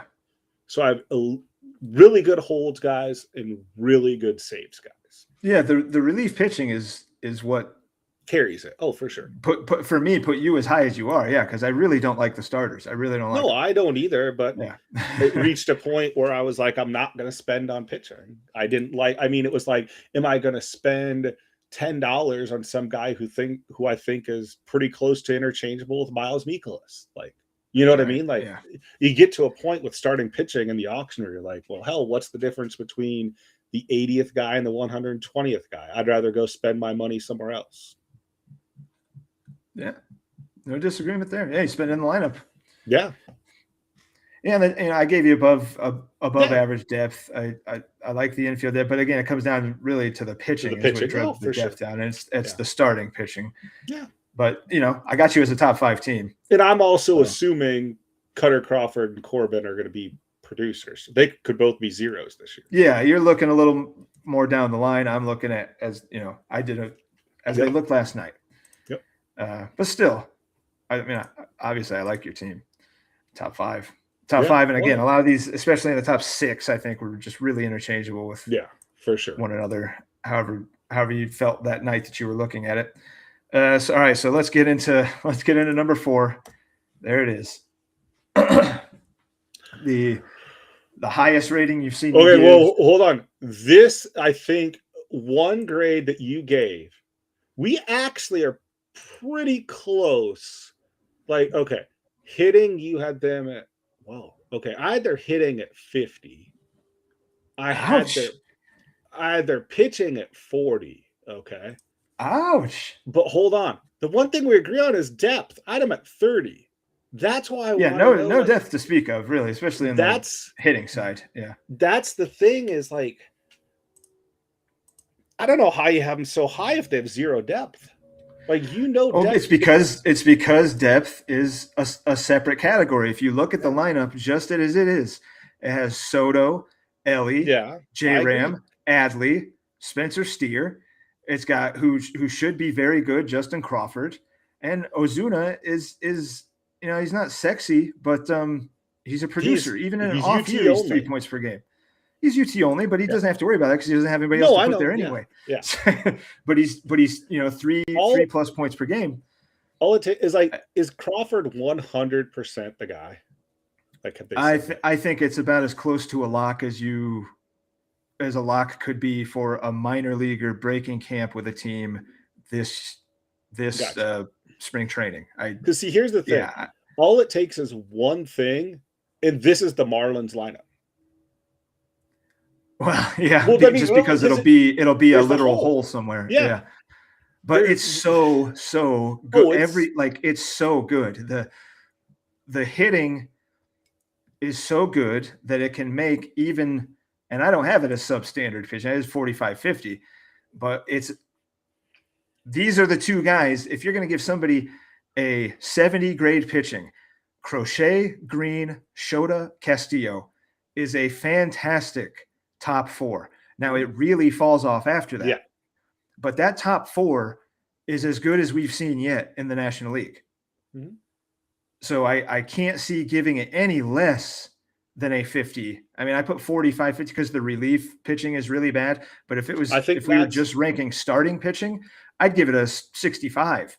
Those four are really, now he's going to have trouble getting to 7 starts. That's the other thing that too. factors into the depth and is what stops the pitching from getting into that. I gave it 45, 50. That's what stops it from getting into the 60 range or the 55, 60 range. He's going to have trouble getting to 7. But those 4 are really, really good. And see, I think that's where it goes, that this goes to where we differed. I think with pitching, I looked at, is the team going to get to 7 starts? And if they're not, they better have some damn good relief pitching. Well, or they better have damn good 5 or 6 starts, which he's going to with Crochet, Hunter. Those are 2 top 12 starters right there. And then you throw in Castillo and Shota, which are probably 2 top 30-ish, top 36 for sure. Yeah. And that if you're just going by especially the NL, that's probably the best front 4 we've seen yet. Yeah. And you combine that with a lineup that could be just out of this world. Now, granted, that's why you get to 30, 35 in depth. It's terrible, terrible depth. But I think it's like this is the team you don't want to be up against if he has really 2-start Crochet, win. 2-start Green, 2-start Castillo. Well, yeah. If you're really trying to get into the playoffs and you really need these W's, you do not want to be facing the Reds. I don't disagree. Or if you're in the playoffs in round 1, you do not want to face the team with that kind of lineup and that front 4 starting pitching. You do not want to face these guys. Now, over the course of the season, the lack of depth may well play out, especially if 1 or 2 injuries. Like you said, that lineup is toast if 1 or 2 of those guys go down. But they're not down right now, and they weren't down last night. So this is the best hitting we've seen, and it's probably the best front 4 starters we've seen. Just the relief pitching sucks, and the starters after that suck. Now, to me, this is where something you could make that. I'm trying to use the words correctly, but I'm awful with English. Like, this is where it's like, this is a 12-team league team where you have such high-end great talent, but in a 30-team league, yes, you can have that high-end talent, but if you have 1 or 2 misses, like if 1 or 2 of those guys does not perform up to the elite expectations, it could fall off in a hurry. But that's Hey, addressed in depth. this team is not even stars and scrubs. It's like stars and nothing. Yeah. So it's those, all of those stars really need to both A, be on the field, and B, really be kind of clicking all together at the same time. We've seen Luis Castillo pitch in cold weather. He's been terrible for like the first couple months of seasons before. Like, he's a second half guy because he's terrible in cold weather. We've seen Hunter Green miss plenty of time before. Like the it's not without its risk, but they're healthy right now and they look really good right now. So I'm high as it is right now. I'm high on the Reds, man. Number four, Cincinnati Reds. I can see it. It's just the way I graded was I probably took depth into account when I did the hitting pitching grades, and I shouldn't have. You know what I'm saying? Yeah, I really tried to keep them separate. I really tried to just look at the lineup and then make depth its own category and allow that to, do what it's going to do to the team. But I think the high end talent on the Reds, it's not enough to. I mean, I could see putting, like I said, these are kind of all interchangeable once you get into the top six. Well, I don't think they're top six just because of the depth. That's why. If one guy would, if Ellie had a broken toe or something right now, he's going to miss the first month. It's a huge, huge hit to this lineup and like these rankings, but hasn't happened. So it's got to go with how it looked last night. Number three, St. Louis Cardinals. Now, for full disclosure, for some people who do not know, this is Alan's father. He's my real life father. Yes. Now, my real life father. Here's the thing why I say that. Because I gave his dad higher grades on all three of these than Alan.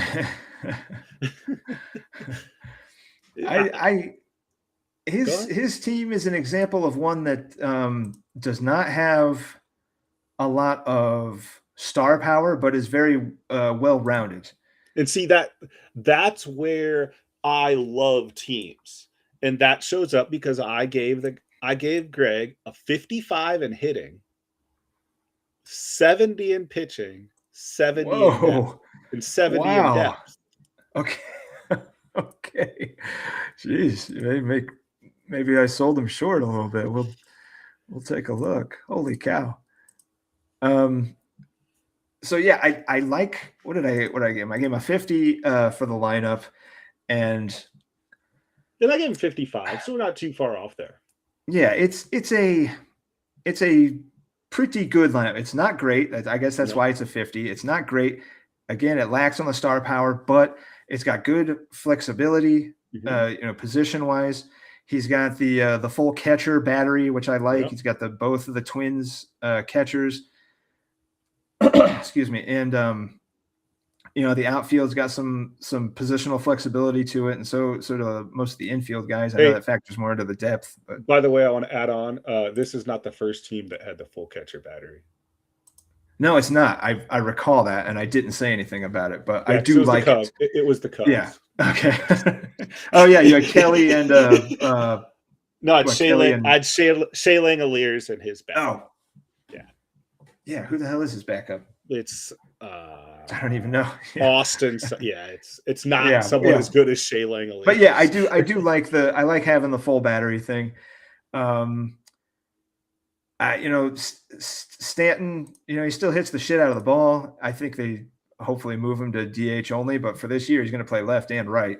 Yeah. But when he was on the field last year, he's 3.6 points per game. So it's kind of an old injured outfield though. Yelich, Bader, and Stanton always seem to have their issues, but the other guys on his bench, he went with the short bench, but the guys that can play everywhere. Brooksy Baldwin plays, I think, literally everywhere, every spot but catcher and first. Just like and then these two Scroats play, can fill out the outfield. And then, these guys are bouncing around all over the place. So yeah, it's like I said, it's 50. It's well above average, but I don't think it's in that really, really good territory. It didn't get a 55, 60 or, any higher. It's fine. It's well-rounded. It's fine. And that's how I feel about the pitching as well. I'm not dinging Joe Ryan for back stiffness. I I doubt it causes him to miss starts at the beginning of the season. So a really nice top two with Freddie P and Joe. And then really another one that went with the relievers, maybe a little like less elite, but saves guys all the same. Estevez, Pagan, Bednar should all be the saves guys on their teams. And then some innings. Yeah, and Centillion with the handcuff. Yeah. He's really good, yeah. And then innings eating, starters after that. Waka, Sean Burke, Chad Patrick. I don't know if he has a spot right now, but what's Canning's thing? Looked okay when he was pitching. Achilles. Yeah, not 100% sure what the plan is with him. It's probably putting him into the rotation, I guess, when he's healthy, because the Padre rotation is not great by any means. But and at least it's not an arm. Exactly. It's not an arm. It's not a shoulder. So yeah, I gave the pitching 45-50. I think it's just more, again, well-rounded than it is elite. Not knock your socks off or anything, but I think the starters are going to be good, and then the relievers are going to bump that up into pretty good, well above average. I think it's just a very well-rounded team. And in the NL right now, that's good enough to put them top three. At least for me, it was. There's not too many glaring deficiencies, and almost everybody else, you see all the 30s and 35s I handed out for like depth and the teams that have really great hitting kind of had crappy pitching or whatever it might be. These next three teams, really, the Cardinals, the D-backs, and then my own. Full disclosure, I like my own team. I'm not going to. Full disclosure, I had your team ranked number one. I'm only gonna apologize for it so much because it's hard not to feel douchey to. But we're gonna see next that when the Diamondbacks are number two, I did rank myself number one in the National League. But let's go to the Diamondbacks. Mikey, who I think was kind of quietly very, very good. Like I was a little bit surprised when I looked at him. I was like, man, I don't remember this team. Because I just wasn't paying attention to Mike's auction. I don't think it was. I don't think it was auction, and it's going to be brought up at some point. Oh, he made some trades. Was he the first one that did the Braves trades? Maybe. I don't remember because I was so filled with rage that it destroyed the part of my brain that remembers stuff. So it may have been. I think that's how he got Hunter Goodman and whoever else. But again, he did make the trades, and so I had given him a 55-60 in hitting and a 50-55 in pitching.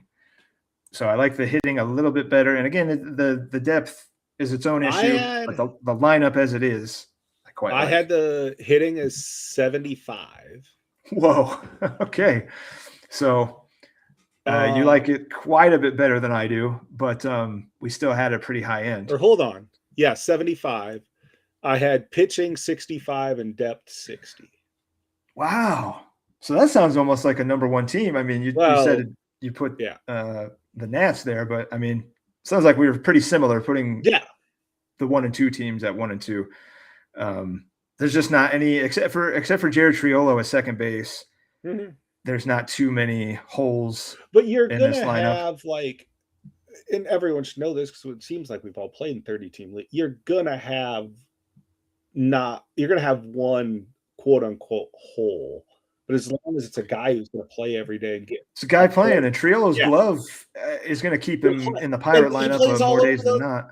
He's everywhere. Yeah. 1, 2, 3, first, second, third. And again, that's like the one, maybe Kevin Alcantara starts to really blossom or something, and he can put Michael from center to second, and then that lineup, goes up a notch or whatever. But as it is, I think it's pretty damn good. I mean, where's Fraley? Is he still in Cincinnati? Where is he? Yeah, so Tampa. Right? Yeah, and he plays left, right. He'll probably be an I think he's a strong side platoon. I think is what he's going to be. And he's a solid bat. But yeah, I mean, Goodman was fantastic last year. Freddie Freeman, Bregman, these guys are all Trevor Story. These guys are all all-stars or former all-stars. Ronald Acuna, Michael Garcia is a bit of a darling this offseason. It's just it's a very, very good lineup. It's not above average. It's very good. And that's why I got 55, 60 out of me. You've seen that my grades have been pretty subdued, I guess. And I'm more the extremes. Yeah. But, giving anybody a 60 or, potential for 60, that's, I think, highly of the lineup. And I think this is one of the better ones we've seen. Going down to the pitching, I was not as kind to the pitching, 50-55. It's another team that did the closers, I think, really well. Ed Diaz, Mason Miller, Ryan Walker. I don't think he's as bad as he was last year. And then he's got some okay starters to kind of supplement the closers instead of the closers supplementing the starters. I think his starters are supplementing the relievers. Holmes is fine. Severino is fine. Ed Rodriguez is fine. Verlander's fine. Joey Cantillo has got some upside. Still a lot of guys that are fine, but good enough to take the pitching from average to well above average with those relievers. And I think that's where the depth combined with the pitching is where I made it so high, because the depth it's up there. Now that we get to these teams, I think and hope some people see the difference between the upper echelon and the not upper echelon, like depth. We can only say depth matters so much. And now once you see I feel like I say it too much. I feel like I say it too much and I gave too many teams poor grades, but it's not like, well, except the Reds. If you've been looking or been listening or whatever, we're coming up on 2 hours, but if you've been listening, it's never me not liking the guys on the bench. It's just that there's not any of them on a lot of these teams' benches. And did you hear my comment? You did that for every team except I chose to ignore it. Yeah. It's not me not liking the fourth or fifth starters on there, or the sixth or the seventh starters or whatever. It's that most teams don't have them. And this being a startup auction with a lot of guys, I don't even know a lot of guys, but several guys who haven't played the format before, haven't done a 30-team auction with 30 guys on the board all at the same time, and then eventually 60 guys, 75 guys on the board all at the same time. We had several guys, kind of blow their loads pretty early, but those teams, like the Reds, ended up looking pretty good in my power rankings, at least, but are like, a monkey walking on the edge of a razor or whatever you want to say. Like they're really close to seeing how badly they might have screwed up the auction too. So depth, I think, is as big a factor as we're making it out to be. Maybe it ends up that way. Maybe it doesn't. It's baseball, man. You'd rather have guys to plug in those spots than have a bench with two guys on it. Like this could completely blow back up in my face, and Michael has 0 injuries, and all those guys play 150 plus games, and all those starters get 175 innings plus. Okay, fine. I get it.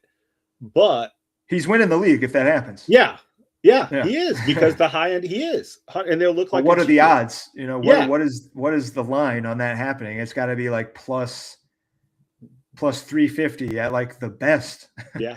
that this is baseball. Nobody stays healthy. That Cal Ripken, that doesn't happen. Cal Ripken, Craig Biggio, these guys, that does not happen. When's the last time someone's played 162? That might a guy doing that might happen more often than we realize, but it's just those guys are few and far between. Nobody has a lineup full of those guys. That's the thing. These and the superstars especially. These guys take days off. They get days off. They take days off. It just and maybe they're not doing it at the same time. Maybe it doesn't kill you, but if they get hurt, if they go ice cold, we've Adley sucked last year. I put him in, he's the Reds catcher. He hasn't really turned out the way we hoped he would after how he looked pretty early on. I've got burned by him 2 years in a row. just as easy, the Reds could be burned by him this year. Mm-hmm. And it's like, okay, well, that's just his catcher.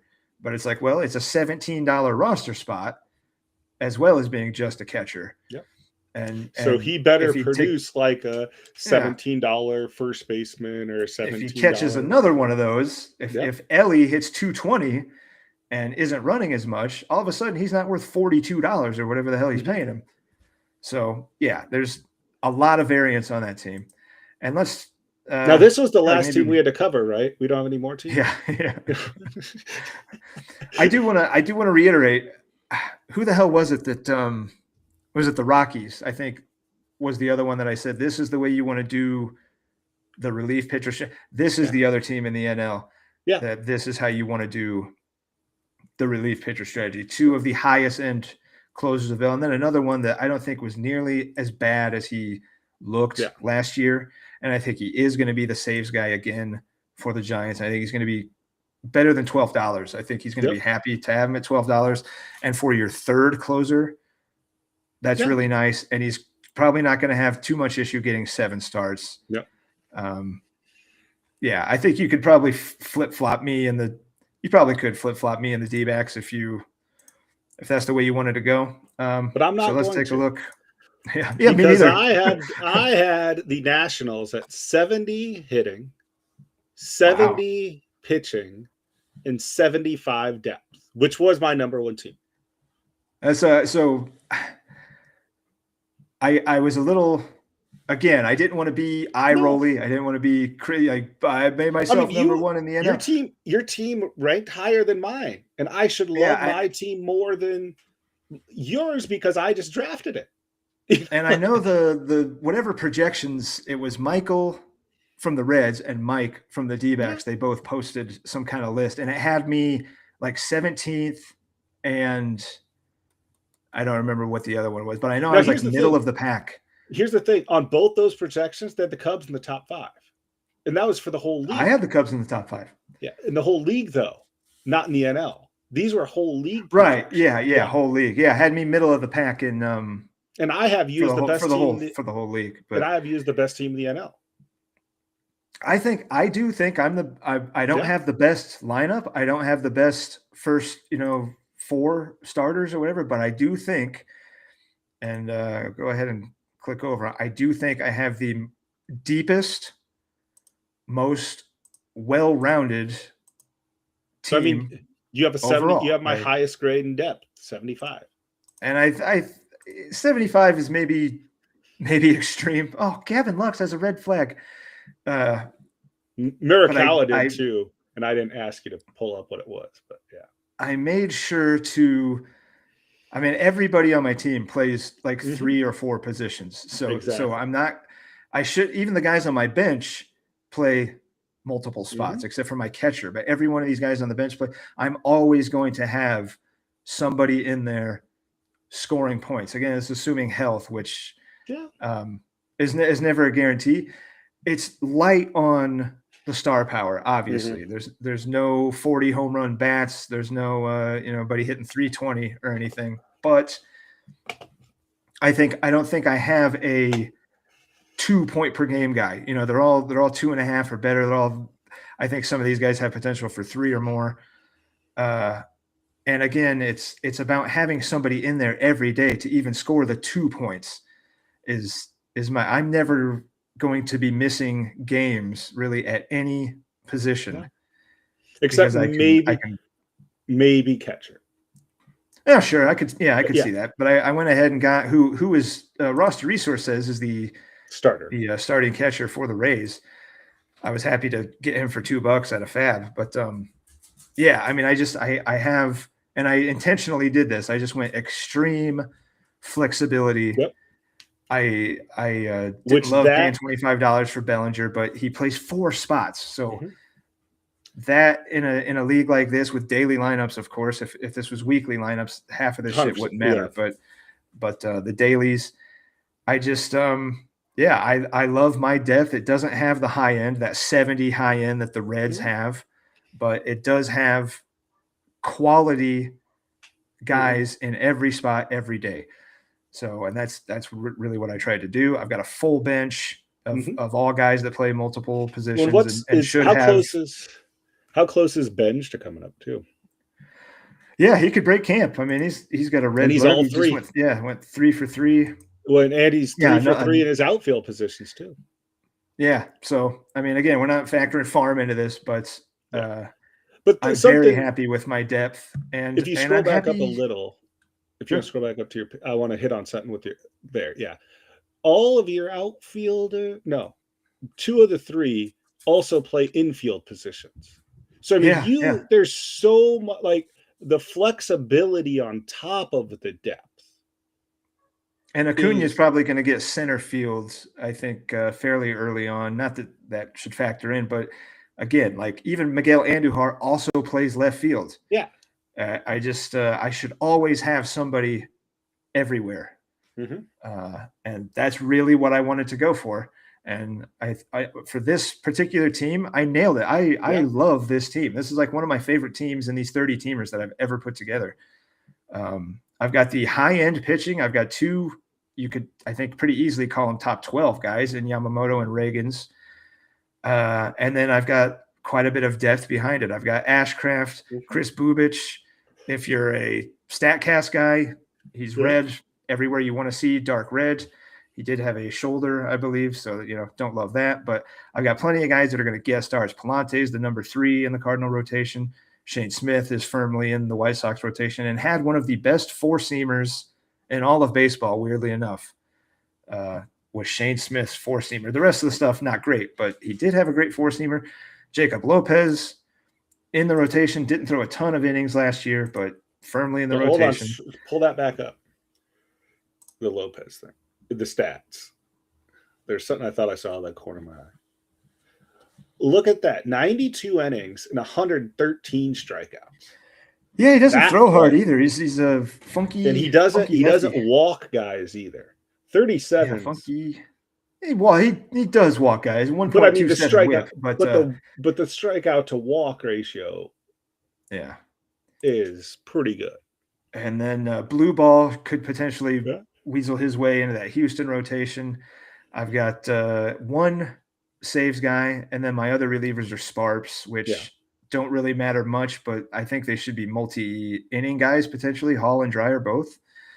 And then Ashcraft is my dark horse saves guy for the Reds if Pagan goes down. I don't know if it's going to be Santillan. I think it might be Ashcraft, but again, that's wishing in one hand and like shitting in the other. But I shouldn't have an issue getting 7 starts. Nope. And I think my top 3, Reagans, Yamamoto, and Bubich, are not. It's not Crochet and Green and Castillo, but it's not that far off.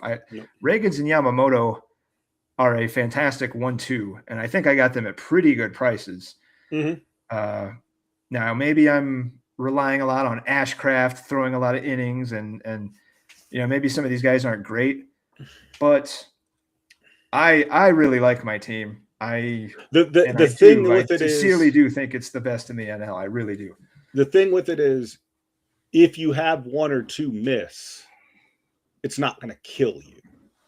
No, it shouldn't. If Yamamoto goes out and gets a blister and only throws 3 innings, that shouldn't kill me because I'm going to get my 7, and I'm going to have decent relief pitching. I wouldn't call it good. I'd call it probably average to below average, but I think it's fine. I have at least 1 high-end closer in Hoffman, and then other potential multi-inning guys. I didn't go with the setup guy like the holds guys. I didn't go with that. I went with guys I hoped could get me Saves. 2 innings. 2 innings, rack up some strikeouts, and just score points. But I wrestled with, do I want to be the guy doing the pod? And I put myself, as the best team in the league, but I also wanted to try to look at it objectively.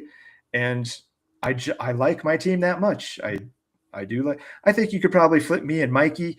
You could flip you and the Reds. I think you could maybe flip the Cardinals and you. I think a lot of these top teams can be interchangeable, but I think those guys, the NL looks pretty firm right now as to who's not going to be competing and who is going to be competing. And I think maybe there's a couple in the middle that could swing one way or the other. But I think the there's line of also delineation between the haves and the have-nots already in the NL it's pretty well drawn. I hate to beat that dead horse, but there's also a team that could go from competing to they're looking at next year. Sure. With one or two. Well, I like think there's more than I'm just one saying, of those, like, but we not to beat that Reds dead horse, but like it could go bad really fast. it could, but it could go really good really it could, fast. yeah. They could be really, really scary, or they could be. That's why it's pretty good that we actually had the rankings like that, because it's such a volatile. Yeah, we're almost wrapped. Sorry. They haven't even called yet. Like, I was just looking, like, have they even fucking called yet? They said 2 to 3 hours, and that was 9 o'clock. It's been 4 hours. And still nothing. Fucking Subaru dealership, man. Software. Sorry. Yeah, go ahead. But no, like, that actually is perfect that we rank them that way, because they are probably the most volatile team in the NL.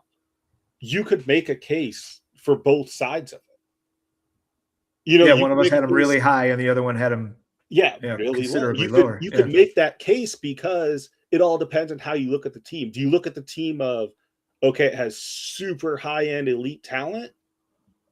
Or do you look at it as, is it going to be a death by 1,000 paper cuts? Like, which do you value more? The Reds are like like an old wooden battleship, like right at the start of World War II. Had the nice wood decks. They look like basketball courts, and they realized how flammable those were. once like the Japanese Zero started diving into them and shit like that. And then, later on we started refitting the decks to not be basketball courts and not be so flammable. But that's what it's an early battleship before air power, like, completely destroyed the ships. Like, the air power's out there. It's closing in, but can this be one of those battleships that was the king of the ocean and like the king of warfare for a little bit? Or is it going to be too top heavy and too flammable and catch a spark in the wrong spot, and the whole thing is going to go up? And I do think the Reds are one of the more interesting teams in the entire league, certainly in the NL, but I think in the entire league too. There's not too many other teams that are built like them. I don't know if I had any in the AL. Even the Angels, spoiler, even the Angels, who I gave a similar hitting rating to, are considerably worse pitching and just as bad depth. Mm-hmm. So, like, even the Angels are not quite in that realm of, like, being as interesting as the Reds. They were the two that I was looking like, it's going to be interesting when we go live on the pod and talk about those two teams. The Reds pitching has the potential to be so much more better than the Angels. Oh yeah, that's when we do the AL. Yeah, the Reds are considerably higher in the NL than I have the Angels in the AL. I'll say that the Angels are in the back half, the bottom. Because both top end pitching and hitting, as opposed to just top end hitting. Yeah, the Angels have. I gave them a 65-70 lineup. But the pitching is like 35. So considerably worse than the Reds. Crochet, Green, Castillo, and there was a fourth guy in there too. But the Angels do not have that kind of pitching. Shota. Yeah. Who throwing the other day, velocity back up. He's up to like 93, 94 miles an hour. If that sticks around is a totally, different matter. But right now he's looking great. And that's a great front four. So yeah, the Reds, super volatile, should be fun. He's also openly pretty open about his willingness to trade. He wants to get rid of not get rid of some of these guys, but he wants to do like a 2-for-1, or for him a 1-for-2 kind of deal. So maybe that lineup, he brings some depth into that lineup and some back end to that rotation and firms it up a bit. So pretty interesting team. Maybe the most interesting. I'm sorry to everybody that I invite the criticism to my own team, and I've already seen it. They posted the stuff that had me 17th, and I'm not listening to any of that shit. I've played these leagues before. I've been playing them for years, and I'm pretty comfortable with my evaluations. I'm not saying they're all right. I'm not a genius, but I'm decent at this. Yeah. Looking at these teams, at least on their faces, and picking apart their foibles. And this is not my first. This is our. We've done this stuff for other leagues for years now. So yeah, this is not our first rodeo. It's not our first go around trying to put this stuff together. And now we're past. This is also not our first time going over 2 hours when we wanted to try to keep it under 1 hour. So now, for the record, we're going to do a weekly pod once it starts, and we're probably going to keep that one under 30 minutes every week. Yeah, at least one a week, doing a recap, and then should we get free time or something crazy happen or whatever, maybe there's bonus episodes or whatever you want to call them. But yeah, we're looking at this being a weekly thing. Either I don't know if we decided what day, but either Wednesday, like wrapping up the week. Yeah, Wednesday, Thursday, probably the best. So yeah, we'll kind of I don't know, maybe look at the week before and then the weekend coming up kind of thing or whatever. Yeah, we'll figure it out as we go. But yeah, at least a once a week kind of thing. And hopefully we'll get the AL out. We'll find some time next week. It'll probably be next week sometime. Yeah. Bang one of these out and maybe try to keep it under 2 hours so people actually watch. Yeah. All right, man. Yeah, good to be back on here with you again. It feels good. I'm excited. I'm hyped for the new league. And, hopefully, even though it went long, people realize like we do have good chemistry on air and stuff like that. So I mean, they can watch as much as they want too. It's not like they're they can't pause it for a while and you don't have to watch it all in one block. Yeah, you don't have to sit for 2 hours and watch this grainy video and 1997 PowerPoint presentation. But if nothing else, I hope it shows our enthusiasm for the league, and others can see that and feed off of it as well. So let's, that's the NL, and bring it on in the Discord. I want the criticism of any of it. It is time for my nap, and I can't wait to wake up in a couple hours and see what the Discord's filled with. Yeah, I gotta see what the hell's happening with my car. So, all right, man. Yeah, well, good to see you again, and we'll do another one soon.